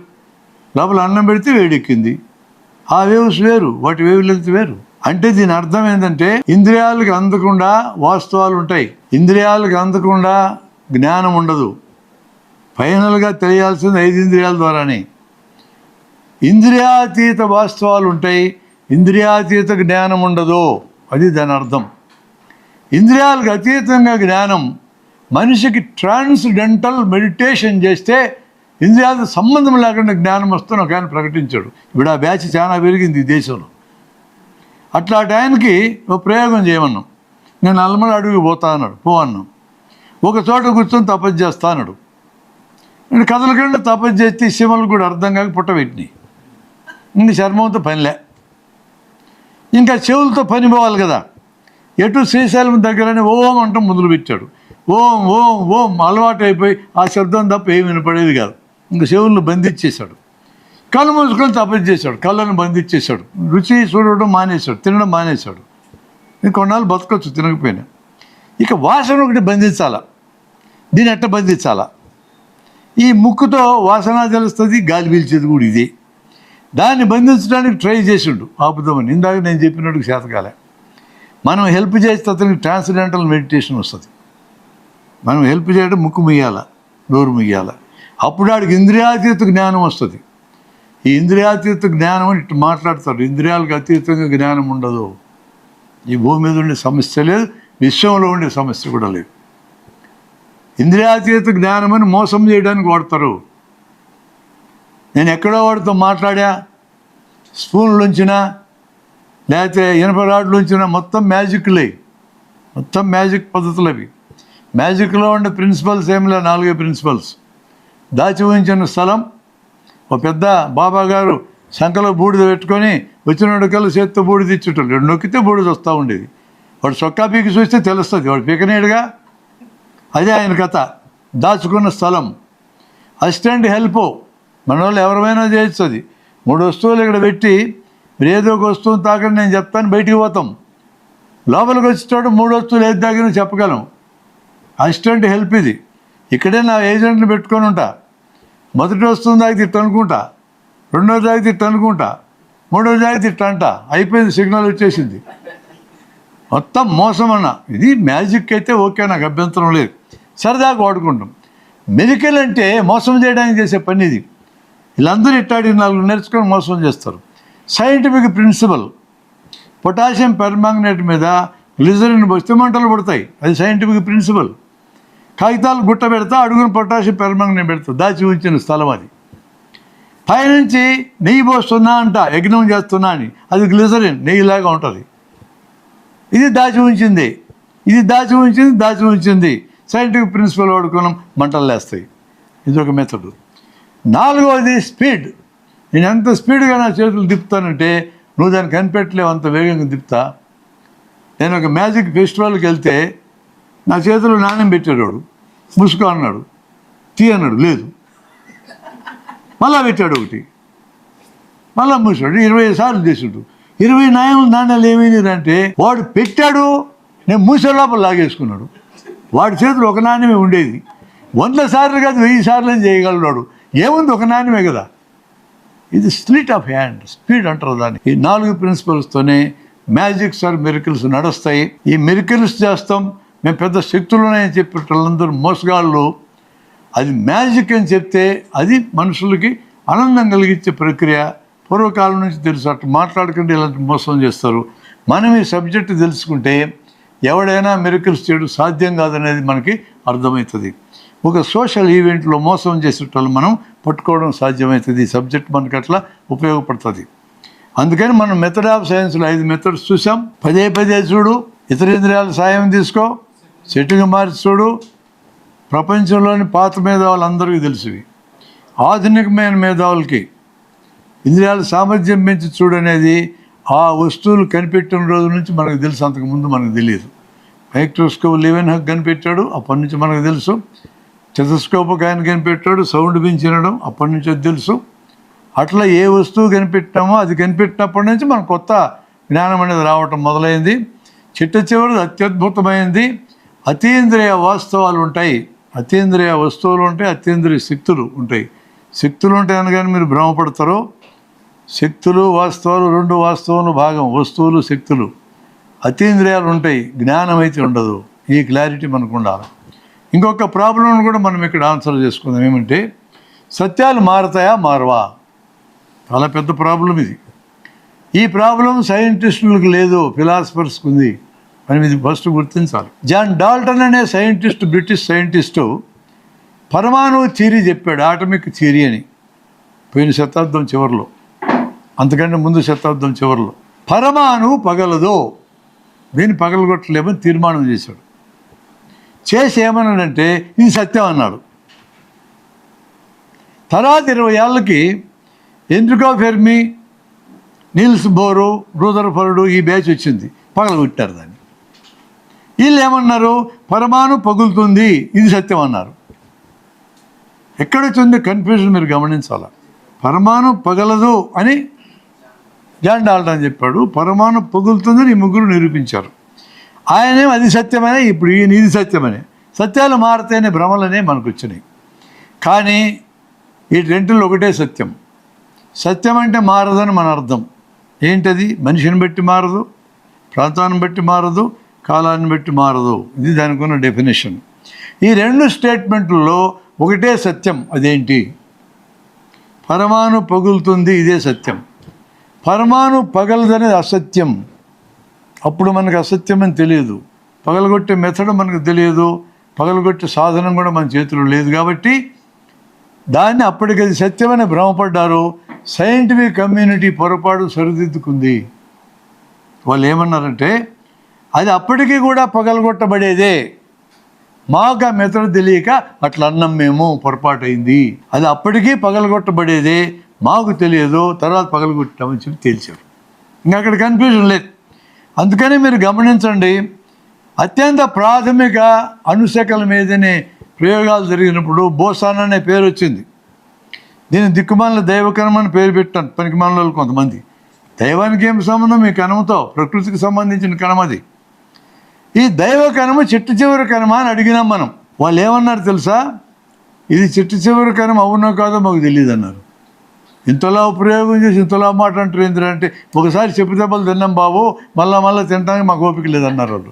ఏందిరా చెప్పు దెబ్బలు అంటే, మా డాక్టర్ మాట్లాడినాడు అప్పుడు అది సత్యమని, తర్వాత ఇంకొకటి వచ్చి ఇప్పుడు ఇది సత్యం అన్నాడు, మేము ఇరుకుని పడ్డాం, ఇప్పుడు మేము మాట్లాడడం అబ్బా, మళ్ళీ ఏం కనిపెడతారో అప్పుడు చూసుకుందాం వాళ్ళు అన్నారు. అంత క్లియర్గా సైంటిఫిక్ కమ్యూనిటీ ఉంది. ఫిలాసఫర్స్ ఎందుకు పొరపాటు పడ్డరు?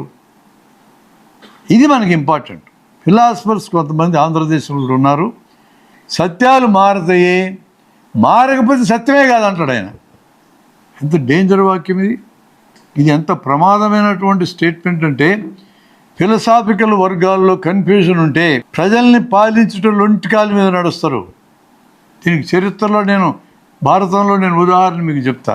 వ్యాసుడి కాలంలో అతని తండ్రి పరాశరుడి మీద ఒక రాజు దాడి చేసి ఇతన్ని చంపి 1000 ఆవులు తోలుకొని పోయిండు. రాజులు అనేటోళ్ళు బ్రాహ్మణులు కింద ఉండాలా, మన పూర్వకాలం శాస్త్రాలను బట్టి. మరి ఆ కింద ఉండేవాడు ధైర్యం చేసి పరాశరుడైన బ్రాహ్మణుని చంపి ఆవులను తోలుకెళ్ళాడు. ఎట్లా సాధ్యమైంది? వ్యాసుడు ఏం చెప్పాడంటే, ఋషులందరూ ఎక్కువ మంది బ్రాహ్మణులే.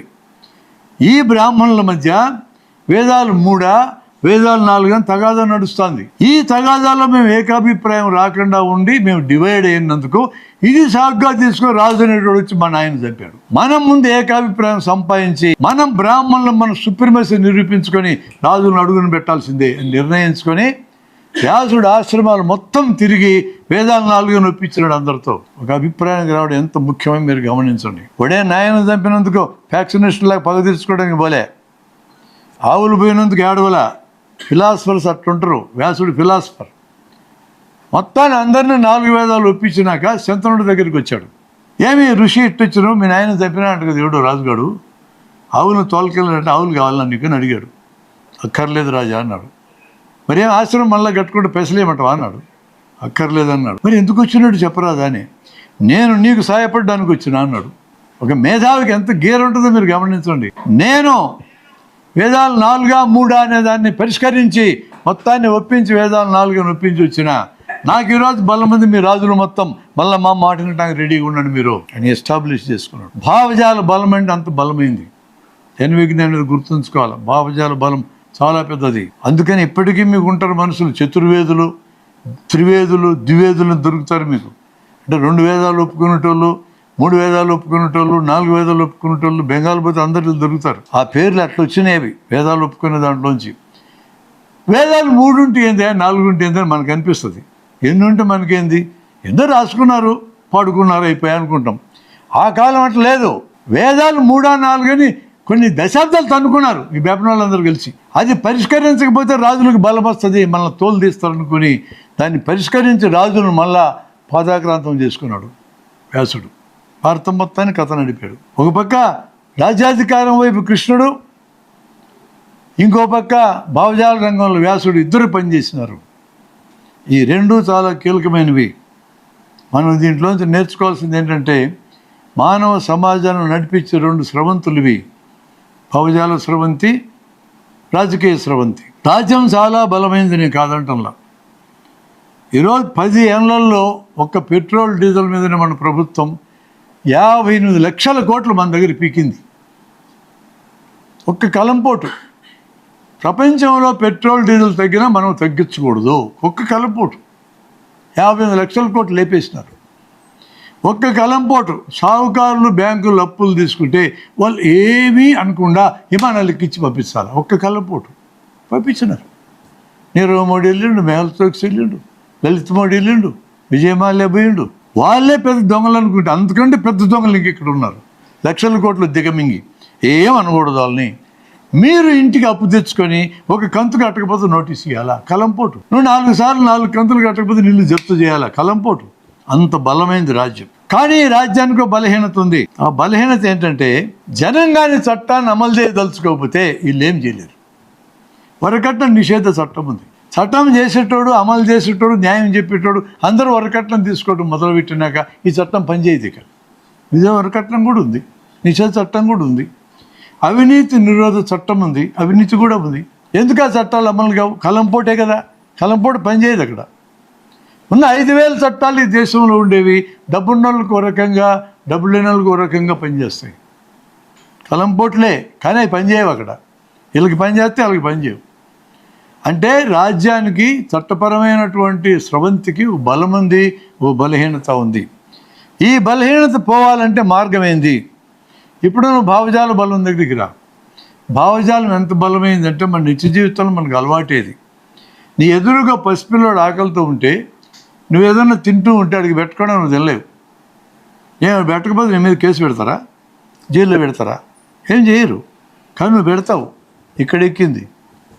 ఓ ముసలమ్మ రోడ్డు దాటలేకపోతే నేను ప్రత్యక్షంగా అబిడ్స్లో చూసినా ఓ కుర్రాడు చూస్తే వాడు జులాయిగాళ్ళ ఉన్నాడు.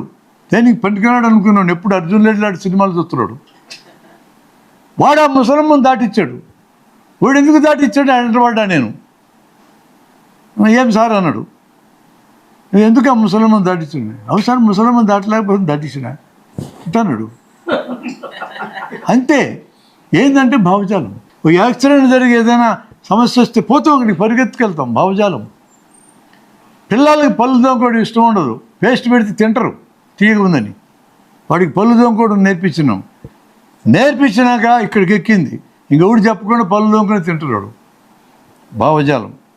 నువ్వు రైల్లో ప్రయాణం చేసేటప్పుడు సెకండ్ క్లాస్ సీటింగ్లు అయితే నువ్వు టిఫిన్ తీసినా, అరటి పనులు తీసినా, జామకాయలు తీసినా పక్క వాళ్ళకి పెడతావు. భావజాలం.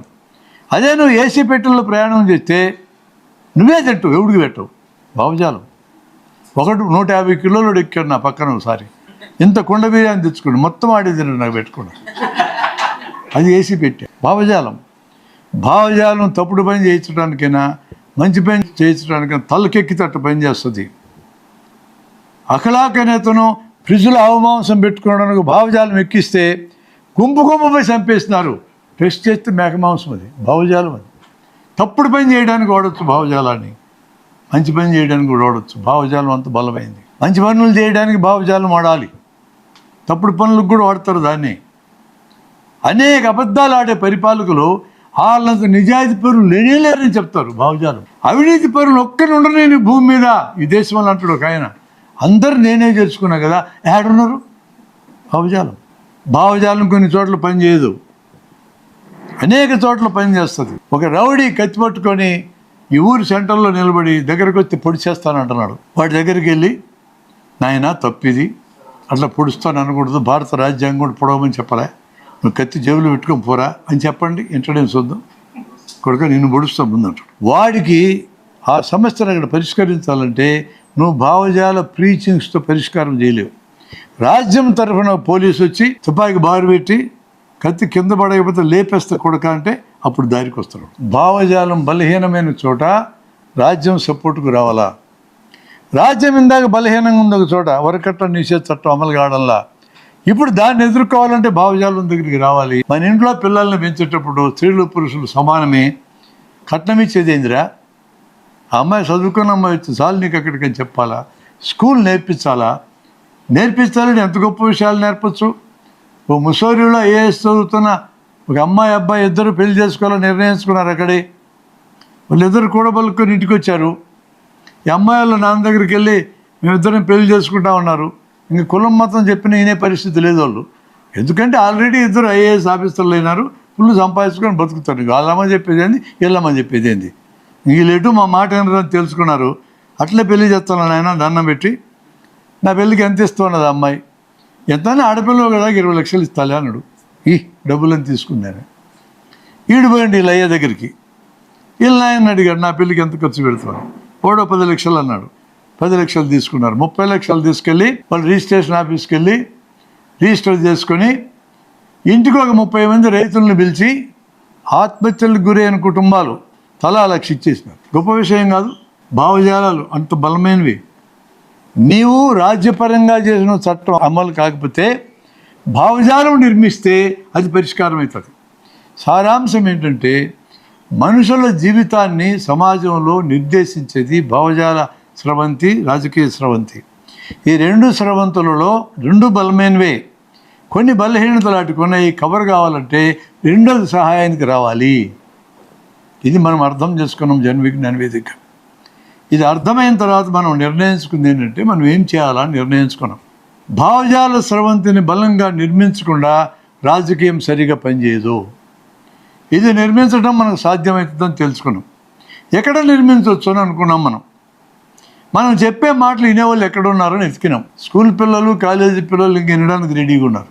ఒక 1000 మంది పిల్లలు ఉన్న దగ్గరికి వెళ్ళి కూల్ డ్రింకులు పనికిమాలి అని చెప్పండి. పెద్ద సబ్జెక్టు కాదు అది. ఇందులో పనికి వచ్చే వస్తువు లేదు, రూపాయి ఖర్చు అవుతుంది. మహేష్ బాబు బిల్డింగ్ల మీద దూకుతాడు, థమ్స్అప్ పట్టుకుంటే ఆయన 4 కోట్లు ఇస్తారు, మనకి చిప్ప, మనకేం రాదు, మనల్ని తాగమని చెప్తారు. దీని ఖరీదు రూపాయి, 6 రూపాయల ప్రచారం, 8 రూపాయలు అమెరికా పోతాయి. ఇది చల్లగా ఉంటుంది అంటావు, గొంతు దాటినాక చల్లగా ఉండదు. దీంట్లో ఉండే ఫాస్ఫారిక్ యాసిడ్ లాంటివి, ఇలాంటి యాసిడ్స్తో కిడ్నీలు పాడవుతాయి, కులమం పాడవుతుంది, ఒబేసిటీ వస్తుంది. నీకు దమ్మిడి ప్రయోజనం లేకపోతే నష్టం ఉందని 5 నిమిషాలు చెప్పండి స్కూల్కి వెళ్ళి. Even today you can do that. స్టార్టింగ్లో 1000 మంది పిల్లలు చేతులు ఎత్తారు మేము తాగుతామని. ఈ డెలిబరేషన్ అయినాక అరే దేశభక్తులారా అనండి. వాళ్ళని కూడా దేవుడు కూడా దేశభక్తులు ప్రకటించుకుంటున్నాడు కదా దేశంలో. మన పిల్లలకి ఎందుకు చెప్పకూడదు? దేశభక్తులారా, మీరు నిజంగా దేశభక్తులు అయితే కూల్ డ్రింకులు తాగి డబ్బులు అమెరికా పంపొద్దు.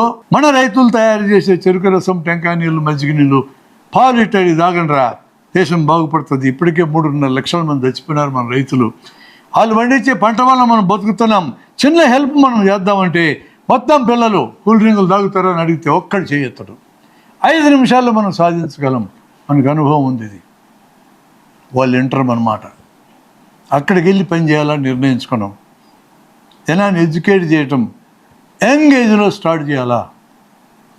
వీళ్ళు 10 ఏళ్ళకి పెద్దోళ్ళు అవుతారు. ఇప్పుడు వీళ్ళ అమ్మ నాన్నల్ని ఒక్కరిని మీకు బట్టిస్తారు. 2000 మందిలో ఒక్కరిని డిపార్ట్మెంటల్ స్టోర్కి వెళ్ళి పెద్ద బండి నిండా కూల్ డ్రింకులు వేసుకొని పోతున్నారు. కూల్ డ్రింకులు తాగడం ప్రమాదకరం. ఇప్పుడు ఈ పిల్లలకి చెప్పినట్టు చెప్పండి, చూద్దాం ఏమవుతుందో. వారు టు టెల్ మీ. ఇట్లా చూస్తుడు బలిసున్నాడు, బండి నిండాల ఈ డిపార్ట్మెంటల్ స్టోర్స్ అందుకే పెట్టింది ఇంతలో బొళ్ళు కొని పోండి అని. ఆడికి పోయినాక ఐడియాలు వస్తాయి మనకు బండి నింపాలని. ఒక సబ్బు కోసం పోయి బండి అంతా నింపుకొని వస్తాం. Mind your business. నాకు చెప్పేది కూల్ డ్రింకులు తాగుతా నాకు తెల్లా, ఏం తెలుసు బొందా, వాడికి ఏం తెలియదు. ఇట్లా మాట్లాడతారు. 24 hours టైం ఇస్తాం మీకు. ఒక అమ్మన్న నాన్న మీరు కన్విన్స్ చేయండి కూల్ డ్రింకులు వ్యతిరేకంగా. సాధ్యం కాదని జన విజ్ఞానికి తెలుసుకుంది. మన ప్లే గ్రౌండ్ స్కూళ్ళు కాలేజీలే, భావజాల నిర్మాణం అక్కడే చేయాలా, మనం చేయగలం. Why we shall work for others. ఇది కూడా మనకి ఉద్యమ క్షేత్రంలో మనకు అర్థమైంది. ఉద్యమాల రంగంలో ఈ నాలెడ్జ్ మనకు ఎట్లా ఉపయోగపడుతుందో ఆలోచించాం. ఈ ఆలోచించిన క్రమంలోనే సత్యాసత్యాల యొక్క జ్ఞానం మనకి ఉపయోగపడ్డది. ధర్మాధర్మాలకు సంబంధించిన జ్ఞానం కూడా ఉపయోగపడ్డది. ధర్మం అంటే చేయతగినది, అధర్మం అంటే చేయకూడనిది. ధర్మం అధర్మం అనేవి మనిషిని బట్టి మారుతాయి, ప్రదేశాన్ని బట్టి మారుతాయి, కాలాన్ని బట్టి మారుతాయి. సత్యం అసత్యం అనేవి, ఇది సత్యం అంటే అది ఎప్పటికీ సత్యమే, అసత్యం అంటే ఎప్పటికీ అసత్యమే. మనిషిని బట్టి మారవు, ప్రదేశాన్ని బట్టి మారవు, కాలాన్ని బట్టి మారవు. అంత తేడా ఉంది రెంటికి. దొంగతనం జరిగింది, నీ జేబు దొంగతనం, నీ ప్రకారం అది అధర్మం, జేబు దొంగ ప్రకారం ధర్మం. అవునా కదా? ఒకే పని, ఒకరి ప్రకారం ధర్మం, ఒకరి ప్రకారం అధర్మం. భార్యది ధర్మం, ప్రాంతాన్ని బట్టి మారుతుంది. ఇది అమెరికాలో అయితే భార్యాభర్తలు ఇద్దరు పనిచేసేటోళ్ళు సాయంత్రం ఇంటికి వచ్చినాక ఇంత పొడుగు గ్లాసు పెట్టి ఇంత సారాయి పోసుకొని ఒక్కొక్క సుక్క నాకుతా ఉంటారు గంట. అది ధర్మం అక్కడ. మన దగ్గర అయితే సాయంత్రం పోయి గుడంబా షాప్కి వెళ్ళి పీపాలు తాగటం మన దగ్గర ధర్మం. ఆడవాళ్ళు మగవాళ్ళు మొత్తం ఇట్టే తాగుతారు మన తెలంగాణలో అయితే. ఇక్కడ ఇది ధర్మం. అదే సోవియట్ రష్యాలో ఓ లెక్చరర్ ఆయన వైఫ్ బాల్ రూమ్కి వెళ్ళారు, డ్యాన్స్ రూమ్కి. వీడికి ఓపిక లేక కూర్చున్నాడు. ఆ భార్య ఒకరిని పిలిచింది, ఫ్రెండ్ని, ఇద్దరు చేతులు పట్టుకొని కాసేపు డ్యాన్స్ చేశారు. అక్కడ ధర్మం. మా ఫ్రెండ్ ఒకటి రష్యా పోయి చూసి ఇస్తున్నాడు ఈ మధ్యన దాన్ని. మా ఏరియాలో మీటింగ్ పెడితే రష్యా పోయి చూసి ఇచ్చిన సంగతి మా అందరికీ చెప్పాలి. వాడు అక్కడ ఎంత గొప్పగా ఉంది రష్యా అనుకున్నావు, నీకు తెలుసా? ఏందో గొప్ప చెప్పమనం మీటింగ్లో మేము. ఇంకొకరి భార్యని మరొకరు పట్టుకెళ్ళి డ్యాన్స్ చేయగలరు, అంత స్వేచ్ఛ స్వతంత్రం ఉందని. ఈ స్టేజ్ మీద ఉన్నాడు, అంత వద్దులే మనకన్నాడు. ఎక్కడ చెప్పాలి ఎక్కడ చెప్పకూడదు తెలియాలి సన్నాసులకి. మన దగ్గర ధర్మం కాదు అది. అక్కడ ధర్మం కాలాన్ని బట్టి మారుతుంది.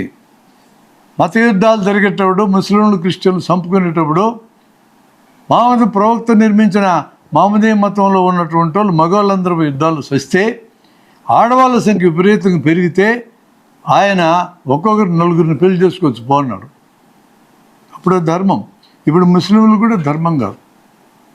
రామాయణ కాలంలో భార్య మీద అనుమానం వస్తే శ్రీరామచంద్రుల వారు ఆయన భార్య నిప్పుల్లో దుఃఖమన్నాడు. పవిత్రంగా ఉన్న వాళ్ళు ప్రూవ్ చేసుకోన్నాడు. అప్పుడు ధర్మం. ఇప్పుడు కుదరదు, ఇప్పుడు బొక్కలేస్తారు వాడు చేస్తే. రామరాజ్యం వస్తే అట్లాంటి మళ్ళీ జాగ్రత్త సోమలారా, అట్లాంటి చేస్తే మిమ్మల్ని కూడా నూగుతారు లోపల. రాముడు గొప్పడే కావచ్చు, భార్యను టెస్ట్ చేయడం నిప్పుల్లో పెడతానంటే ఎట్లా? సరే అయిపోయింది, ప్రూవ్ అయిపోయింది, పతివ్రత అని తేలిపోయింది. అనుమానం పోవాలి కదా. అయోధ్యకు వచ్చినాక ఎవడో బట్టలు ఎత్తుకున్న కుర్రాడు రాముడైతే భార్యను తెచ్చుకున్నాడు, కానీ ఆడ పట్టుకెళ్తే నేను తెచ్చుకుంటున్నా అన్నాడు. లవకృష్ణ సినిమాలో డైలాగ్ అది, రేలింగ డైలాగ్ అది. నేనేం కనిపెట్టలా. వెంటనే రాములు వారు ఆలోచించుకొని ఈమెని అడవుల్లోకి పంపించాడు. ఎవరు కాన్పు చేయాలి? అడవుల్లో పంపిస్తే పాపం ఆడు వాల్మీకి ముసలోడు ఉన్నాడు కాబట్టి పని అయింది, కానీ లేకపోతే ఏమై ఉండేది పాపం మహాపతివ్రత. అన్యాయం కదా. అప్పటికే ధర్మం. ఇప్పుడు కాదు, కాలాన్ని బట్టి మారుతుంది. ఒక బ్రాహ్మణ ఆయన కొడుకు చచ్చిపోతే ఎత్తుకొని వచ్చిండు రాముడి దగ్గరికి. మన వైఎస్ఆర్ గారు బతుకున్నప్పుడు ఎప్పుడు రోజు మీటింగ్ పెట్టేటోడు, 100 మంది వచ్చేటోళ్ళు. ఆ టైపులో రాముడు కూడా చాలా ఏళ్ళు అట్టే పరిపాలించాడు, మంచోడు. ఆయన ఎవడొచ్చినా ఇంటర్వ్యూ ఇస్తాడు. ఇప్పుడు ఎమ్మెల్యేగానే పలకడు. అప్పుడు ఆయన అట్లా ఇంటర్వ్యూ ఇచ్చేటోడు రాముడు. ఏమా ఏమింది ప్రాబ్లం అని. నా కొడుకు చచ్చిపోయాడు అన్నాడు. పైసలు కావాలన్నా అన్నాడు రాముడు. పైసల కోసం రాలని అన్నాడు. మరి దేనికి వచ్చినావు అబ్బాని? ఎందుకు చచ్చిపోయాడో కనుక్కోవడానికి వచ్చినాడు. నేనేం డాక్టర్ని కాదు కదా, నన్ను అడుగుతుంది ఎందుకు చచ్చిపోయాడు, పంగరిసిందో తెలుగుట్టిందో చూసుకోవాలి కదా నువ్వనే. అది కాదు అన్నాడు మల్లయుడు. ఎందుకు చెప్పరా స్వామినే, నా కొడుకు ఎందుకు చచ్చిపోయాడు నువ్వు కనిపెట్టి చెప్పాలని. ఇంతవరకు ఎవడిట్ట టెస్ట్ పెట్టలేదు కదరా నాకు. అక్కడ వాలి సుగ్రీవుడు కథలు కూడా పెద్ద కష్టం లేని టెస్టే పెట్టాడు సుగ్రీవుడు. అది చెట్టు చాటు నుంచి లేపేయమంటే లేపేస్తుంది, నువ్వు ఇట్టా టెస్ట్ పెడుతుంది నాకనే. నువ్వు కనుక్కోవాల్సిందే అన్నాడు. పోయి వశిష్ఠుని పోయి అడిగాడు, ఏం స్వామి అట్ట పట్టుకుంటున్నాను, ఏదో ఇంటర్వ్యూలు ఇస్తామంటే ఇంటర్వ్యూ తీసుకొని పోయి ఏదో అప్లికేషన్ ఇస్తే పరిష్కరిద్దును ఓఎస్ఆర్లాగా అట్టుగా ఇటు చేస్తాడేంది అంటే వశిష్ఠులు వారు ఆలోచించి గురువులందరినీ మీటింగ్ పెట్టి ఎందుకని బేపనాల పిల్లకాయ చచ్చిపోయినాడు అని తేల్చినారు. వాళ్ళు తేల్చి ఏమన్నారంటే, ఈ దగ్గరలో అడవిలో ఒక శూద్రుడు వేదాలు చదువుతూ తపస్సు చేస్తున్నాడు, అందుకని ఈ కొడుకు చచ్చిపోయాడు, మరి నేనేం చేయాలా అన్నాడు. ఈయన నువ్వు పోయి మాటామంతి లేకుండా వాడికి వార్నింగ్ ఇక్కడ మెడకాయ పట్ట నరకాలన్నాడు. పోయి నరికేసి వచ్చాడు. అప్పటికి ధర్మం, ఇప్పటికి కాదు. శూద్రులు చదువుకొని ఇక్కడ నరకాల. రామాయణ కాలంలో ధర్మం. ఇప్పుడు ఆధునిక భారతదేశంలో రాజ్యాంగం వచ్చినాక శూద్రులు మెడకాయలు నరుకుతానంటే లేపారి నరుకుతారు మొత్తాన్ని. రామరాజ్యం నాకేం అభ్యంతరమే రామరాజ్యం వస్తే. రామరాజ్యం అట్లే ఇప్పుడు వచ్చిందంటే రామరాజ్యమైన డైలాగులు మాట్లాడే అడుగులు లేచిపోతాయి. అప్పటి ధర్మాలని ఇప్పుడు ధర్మాలు కాదని చెప్పడానికి ఉదాహరణ నేను చెప్పాను. సతీ సహగమనం 200 ఏళ్ల క్రితం ధర్మం ఈ దేశంలో. ఈరోజు భర్త చనిపోతే భార్యను గాలబెడితే నేను జైల్లో పెడతారంతే. నువ్వు గుడి కట్టిస్తే కట్టించుండొచ్చు రాజస్థాన్లో సతీ పేరుతో, కానీ ఆ విధంగా అందరికీ చేయాలంటే మాత్రం కుదరదు. ఎటు పుట్టిందా భావజాలం? ఈ సన్యాసులు చచ్చిపోయినాక స్వర్గం పోతే అక్కడ సేవ చేసే మనుషులు కావాలంట, అక్కడ కూడా పిల్లమే చేయాలా. మనుషులు పెట్టుకోవచ్చుగా, దేవేంద్రుడు ఏం చేస్తాడు, ఉన్నారుగా మనుషులు మస్తుగాడ. అట్లా ఉంటాయి నమ్మకాలు అనేవి. కాబట్టి ధర్మం కాలాన్ని బట్టి మారుతుంది. యూనివర్సల్ ధర్మాలు ఉండవు, యూనివర్సల్ సత్యాలు ఉంటాయి. సత్యాలు మారు, ధర్మాలు మారుతాయి. అంత ఇంపార్టెంట్ సబ్జెక్ట్ అది. మనం ఏ సమస్యని పరిష్కరించాలన్నా ఈ రెంటి ఆధారంగానే పరిష్కరించగలము. ఇప్పుడు మనం లాస్ట్ పాయింట్కి వద్దాం. Why we shall work for others. ఇతరుల కోసం మనం ఎందుకు పనిచేయాలా? జన విజ్ఞాన వేదిక నిర్ణయించుకుంది పనిచేయాలని. నేను కొన్ని కారణాలు చెప్తే సరైనవిగా మీరు చూడండి. నా దగ్గరికి ఒక రోగి విరేచనాలతో వచ్చాడు. ఫ్రీగానే చూసా, ఉడితే పైసలు లేవు, అర్థమైంది నాకు. మందులు రాయించా. ఇటు తిప్పుతున్నాడు కాగితాన్ని. ఏమిరా నాయనా అన్న. ఎంత అవుతుంది సార్ ఈ మందులు అన్నాడు. 200 అవుతుంది అన్న. నా దగ్గర పైసలు లేవే అన్నాడు. నేనేం చేయాలన్నా? మీకు తెలుసు కదా, డాక్టర్లు పైసలు ఇచ్చేటోళ్ళు కాదు, తీసుకునేటోళ్ళు. నేనేం చేయమంటావు అన్న. నువ్వు చేస్తావని కాదు లేబ్బా, లేవని చెప్తున్నాబ్బా నా పరిస్థితి అన్నాడు. వెళ్ళిపోయాడు. ఈ కాగితం తీసుకొని సైడ్ కాలంలో బారేశాడు. మరి కొనే పరిస్థితి లేదు. ఎక్కడ పడితే అక్కడ మల విసర్జన చేశాడు. దాని మీద ఈగలు కాళ్ళకి క్రిములు అంటించుకున్నాయి. అవి లేచొచ్చి ఆ వీధిలో ఉండి అందరిళ్ళకి వచ్చినాయి. అన్నం మీద వాళ్ళని, మంచినీళ్ళ మీద వాళ్ళని, మూతుల మీద వాళ్ళని, చేతుల మీద వాళ్ళని. ఆ వీధిలోనే కలెక్టర్ ఉన్నాడు, ఆ వీధిలో మంత్రి ఉన్నాడు, ఆ వీధిలో నువ్వున్నావు, నేనున్నా. మొత్తానికి విరేచనాలు పట్టినాయి. వాడెవడికో విరేచనాలు పెడితే నాకెందుకు అనుకుంటే ఇప్పుడు నీకు పట్టినాయి. చెప్పండి, వాడికి విరేచనాలు మనం బాగు చెబితే మనకి వస్తాయి. వాడెవడికో కరోనా వస్తే నాకెందుకు అనుకుంటే నీకు వస్తుంది. వాడికి ఎందుకు మలేరియా వస్తే నాకెందుకు అనుకుంటే నీకు వస్తుంది. వాడెవడో పేదవాడు కొనుక్కోలేడు వైద్యం, పోతే పాయ్ నువ్వు కూడా పోతావు. నాకు ఆరోగ్య సూత్రాలు తెలుసు అంటావు. నువ్వు 80 ఏళ్ళు బతుకుతానంటావు, వాడికి తెలియదు 60 ఏళ్ళకి పోతాడంటావు. వాడు 60 ఏళ్ళకి పోయేటప్పుడు నేను తోడు పిలుచుకెళ్తాడు. అట్లయితే ఎట్లా అంటావు నువ్వు? అయితే ఆడు 80 ఏళ్ళు బతకాలి, ఆడితో నాకేం పని అంటావు. అయితే పోవాడుతూ ఎందుకు పని చేయాలి? ఇతరుల కోసం. ఇతరుల కోసం పని చేయటం అని ఏముండదు ఇక్కడ. ఇతరుల కోసం పని చేయటం అంటే నీ కోసం నువ్వు పని చేసుకోవటమే. ఇది ఫండమెంటల్ మేము నేర్చుకున్నాం. రెండో విషయం మేము నేర్చుకుంది ఏంటంటే, నేను పుట్టిన తర్వాత జంతువుల్లాగా 5 నిమిషాలకు లేచి నడవల. నా తల్లిదండ్రులు సంరక్షించినారు. నా తల్లి 10 నెలలు మోసింది నన్ను కడుపులో పెట్టుకొని. పుట్టినాక బేరమని ఆడవడం తప్ప ఏమీ చేత కాదు. నాకు సంరక్షకులుగా ఉన్నారు నా తల్లిదండ్రులు. వాళ్ళకి నేను రుణపడి ఉన్నా, వాళ్ళకి నేను అప్పుబడి ఉన్నా. నా కుటుంబ సభ్యులందరూ నాకు సహాయపడ్డారు, వాళ్ళందరికీ నేను రుణపడి ఉన్నా. సొసైటీలో అందరూ నాకు సహాయపడ్డారు ఎదగడానికి, వాళ్ళందరికీ రుణపడి ఉన్నా. నా గురువు నాకు లోకం గురించి నేర్పించాడు, అతనికి రుణపడి ఉన్నా. ఈ ప్రకృతి నాకు కావాల్సిన అన్నీ సమకూర్చింది, ప్రకృతికి కూడా రుణపడి ఉన్నా. నా అమ్మ నాన్నలకు రుణపడి ఉన్నా, నా టీచర్లకు రుణపడి ఉన్నా, ప్రకృతికి రుణపడి ఉన్నా. ఇంత రుణముతో నేను ఈ భూమి మీదకి వచ్చా. కొంతన్నా తీర్చుకోకుండా మరణించడం దుర్మార్గం. కాబట్టి నేను పనిచేయాలి జనం కోసం. 1972లో నేను మెడికల్ కాలేజీలో ఉన్నప్పుడు బుధవారపేట ఒక ఏరియాలో మీటింగ్ జరిగితే అక్కడ మాట్లాడింది నాకు ఇప్పటికి గుర్తు. నేను డాక్టర్గా ఈ కాలేజీలో చేరినప్పుడు 6.5 ఏళ్ళు నా చదువుకి 10,000 నా కుటుంబానికి ఖర్చు అయింది. అంత తక్కువ, భోజనం 3 రూపాయలే. 90 రూపాయలు పెడితే 30 టికెట్లు, రోజుకు ఒక టికెట్టే వాడేవాడిని. ప్రతిరోజు హోటల్ వాడు అనేవాడు, సార్ 30 టికెట్లు అంటే 30 రోజులు కాదు, 30 భోజనాలు అనేవాడు. లెక్కే చేసేది లేదు, ఒక్క భోజనమే తినేది, 2 పూట నీళ్ళు దాగి ఉండేది, వాడుకునేది. అట్లా 10,000తో నేను డాక్టర్ని అయినా, నా కుటుంబం ఇచ్చింది అంతే. నా ప్రభుత్వం లేదా ప్రజలందరూ కలిసి పన్నుల ద్వారా సేకరించిన డబ్బుల్లోంచి లక్ష ఇచ్చినారు నాకు. ఇప్పుడైతే ఒక మెడికల్ డాక్టర్ తయారు కావడానికి ₹1 కోటి ఖర్చు అవుతుంది. వాళ్ళ కుటుంబం పెడితే 2-3 లక్షలు పెడుతుంది. కాబట్టి ప్రజలందరూ పన్నులు కట్టి నిన్ను బతికిస్తున్నారు. హాస్పిటళ్ళు, స్కూళ్ళు, రోడ్లు ఇవేవి మనం వేయలా, ప్రభుత్వం మన అందరి డబ్బుల్లోంచి వేసింది, మన కోసం వేసింది. పనికిమాలిన ప్రభుత్వాలు కూడా కొన్ని పనులు చేస్తాయి. అంత మానవ సంపద ఉంది, ఆ సంపదను జనానికి కొంత ఉపయోగిస్తారు వాళ్ళు తెలియకుండానే. ఎక్కువ సంపద తీసుకెళ్ళి అదానీలకి, అంబానీలకి ఇవ్వచ్చు, కానీ ఎంతో కొంత ఇక్కడ ఖర్చు పెట్టక తప్పదాలు. నా ఆసుపత్రిలో ఉన్న రోగులు రోగం బాగైద్దో లేదో అని భయంతో వచ్చి పడుకుంటాడు వార్డులో. 10 మందిని తెల్ల చొక్కాలు వేసుకొని పోతాం, పడుకోని బండ పెడతాం, పొట్ట నొక్కుతాం, హరే పొట్టలో క్యాన్సర్ ఉందని కనిపెడతాం. ఎంత ఆనందం కలుగుతుందో మాకు. వాడి పొట్టలో క్యాన్సర్ ఉంటే మాకు ఆనందం ఏంది? వాడు పోతాడు, కనుక్కున్నాం కదా మేమని. వాడు ఎప్పుడు పోతాడో తెలియదు. మళ్ళీ 10 మందికి చెప్తాం, మీరు కూడా చూడరా అని. వీళ్ళు మళ్ళీ పండబెట్టి నొక్కుతారు. ఎవడు మందులు రాయం, పెద్ద డాక్టర్ వస్తాడు అంటాం. పెద్ద డాక్టర్ వస్తాడు మాకు ఈ కేసు నేర్పించడానికి. వాడు అట్లే పడుకొని చూస్తూ ఉంటాడు. ఇట్లా వీడు గంట సేపు క్లాస్ చెప్తాడు. వాళ్ళందరూ మాకు చదువు నేర్పించారు. మాకే కాదు, పూర్వకాలంలో డాక్టర్లకు చదువు నేర్పించింది రోగులే. రాజులకు రాజవైద్యులు ఉండేవాళ్ళు. ఈ వైద్యులు రాజు దగ్గరికి వెళ్ళి, రాజా నీకు బాగా వైద్యం చేయాలి కదా అని అడిగినారు. అవి చేయాలని నేను విష్ణువు యొక్క అవతారం కదా, నాకు జైకి ఎవరికి చేస్తారు మీరు అన్నాడు. మాకు బాగా వచ్చి ఉండాలి కదా అన్నారు. నేర్చుకోండి అన్నాడు రాజు. మరి రోగాలు ఎక్కువగా కింది కులాల వాళ్ళకి వస్తున్నాయి, అసృష్యులకి. అసలు వాళ్ళు నీడే పడకూడదు అన్నావు కదా నువ్వు చట్టం చేసి. మరి వాళ్ళని తాకకుండా, వాళ్ళతో మాట్లాడకుండా మాకు రోగాల గురించి ఎట్ట తెలిస్తే అన్నారు. అప్పుడు రాజులు ఏం తీర్మానం చేస్తున్నారంటే వైద్యులకి కులం లేదు, మతం లేదు అన్నారు. అప్పుడు సాధించుకుంది మా వృత్తి కులరహితమైన సమాజాన్ని. ఇప్పటికి కూడా రోగాలకు కులం ఉందా? ఆపరేషన్లకు కులం ఉందా? ముస్లింలకు అపెండిసైడ్స్ ఇక్కడ వచ్చి, క్రిస్టియన్లకు ఇక్కడ వచ్చి, హిందువులకు ఏడు వస్తే మా సాగుకు వస్తుంది. అందరికీ ఏడే వస్తుంది. లేదు, కులం లేదు, మతం లేదు, రోగాలకు లేదు, ఆరోగ్యానికి లేదు. అట్లా వైద్యం మాకు ఆ రోగులందరూ నేర్పించినారు.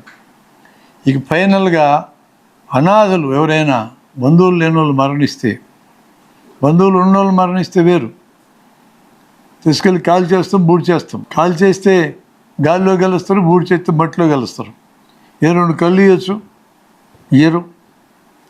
గుండె ఇవ్వచ్చు, లివర్ ఇద్దరికి ఇవ్వచ్చు, మూత్రపిండాలు ఇద్దరికి ఇవ్వచ్చు, ఊపిరితిత్తులకి ఇద్దరికి ఇవ్వచ్చు. ఇవ్వగలిగే సందర్భంలో ఇవ్వచ్చు కదా. ఏమి ఇయ్యం. ఎందుకని? మన వాడు స్వర్గానికి పోయేటప్పుడు కళ్ళు లేకుండా పోతే ఎట్లా? అది మన భయం. అట్లా ఉంటుంది మన యాటిట్యూడ్. కానీ ఆ అనాథలు మరణిస్తే ఎవడు వాళ్ళ కోసం 4 రోజులు మార్చరీలో ఉంచి తీసుకెళ్ళి శరీర నిర్మాణ శాస్త్రానికి ఇస్తారు. పెద్ద తొట్టి, ఆ తొట్టిలో ఫార్ములిన్ ద్రవం, 40 మందిని పండుకోబెడతారు. గుర్రం జాషువా చెప్పినట్టు శ్మశానంలో అందరూ ఏకమవుతారు అన్నట్టే ఈ తొట్టులో అందరూ ఏకమవుతారు. పిల్లలు, పెద్దలు, ఆడలు, మగలు మొత్తం పడుకుంటారు అక్కడ. వాళ్ళు లేచిపోతారేమోనని ముద్దులు పెడతాం. మళ్ళా 40 మంది పండుకుంటారు అక్కడ. చేసుకొచ్చి స్టీల్ బల్ల మీద బండ పెడతాం. బతికినప్పుడు బోబెట్ల వాళ్ళకి అన్నం పెట్టలా. ఇప్పుడు మాత్రం స్టీల్ బల్ల సంస్కారం. తలకాకు ఒక 10 మంది, పొట్టుకో 10 మంది, కాలికి 5, ఆ కాలికి 5, చేతికి 5, మొత్తం 50 మంది చుట్టూ తెల్లకోట్లు వేసుకొని ఒకడు కోస్తూ ఉంటే ముద్దుకెత్తేది తెగనే తెగదు. ఇంకొకటి చదువుతూ ఉంటే, మిగతా వాళ్ళందరూ సెల్ ఫోన్ చాటింగ్ చేస్తూ ఉంటే, చోకులు వేస్తూ ఉంటే, నవ్వుతూ ఉంటే, అది వాళ్ళు నేర్పిస్తారు చదువు. నేను నా బాడీని ఇచ్చిన మా మెడికల్ కాలేజ్కి, ఇప్పుడు కాదు, చచ్చిపోయినాక. నన్ను కూడా తొట్టులో బండ పెడతారు, తీసుకెళ్ళి స్టీల్ బాల్ మీద పడుకోబెడతారు. ఫైనల్గా ఈ పొట్ట కోసేటోడు ఒకడు ఉన్నాడు చూడడు, వాడు ముద్దుకెత్తితో కోస్తున్నాడు. కోసేది కాకుండా మళ్ళీ కామెంటు, ఏంద్రీ నా కొడుకు పొట్టెంతలా ఉందని. నేను లేచి కూర్చున్నా, ఏంద్రీ నువ్వు మాట్లాడేది? నా పొట్ట మీద కామెంట్ చేస్తా, కొడుక నీకు చదువు నేర్పిస్తా ఉంటే తిట్టినావని అని అనిపించినప్పుడు సావు అంటే నీకు భయం లేకుండా పోతుంది. రంపా కృష్ణకిషోర్ పండుకొని ఉన్నాడు ఇప్పుడు పిన్నమనే సిద్ధార్థులు మార్చిరీలో. 6 నెలలు అయింది. ఇంకా 6 నెలల దాకా బతికే ఉంటాడు అక్కడ. చనిపోయినా కూడా ఉపయోగపడగలిగే అద్భుతమైన కార్యక్రమం శరీరదానం. ఇదంతా అప్పు తీర్చుకోవడంలో భాగం. నా తల్లిదండ్రుల అప్పు, నా గురువుల అప్పు, నా ప్రకృతి యొక్క రుణం తీర్చుకోవడంలో భాగం మన శరీరాలను అప్పచెప్పటం అని మేము నమ్ముతున్నాం. అందుకని మేము జనం కోసం పనిచేయాలంటున్నాం. మీరందరూ కూడా అందుకే పనిచేయడానికి కోరుతున్నాం. జన విజ్ఞాన వేదిక జాతీయ కమిటీ నిర్వహించిన వెబినార్లో ఈరోజు బ్రహ్మారెడ్డి గారు మాట్లాడిన శాస్త్రీయ దృక్పథాన్ని ఏ విధంగా మనకి వ్యక్తిగత జీవితంలోనూ కుటుంబ జీవితంలోనూ అలాగే ఈ శాస్త్రీయ పద్ధతుల్ని మనం వృత్తిలో కానీ సమాజంలో కానీ అలాగే ఉద్యమంలో కానీ ఎలా ఉపయోగించాలి, మనం జన విజ్ఞాన వేదికలో ఎందుకు పనిచేయాలి అనేది చెప్పారు.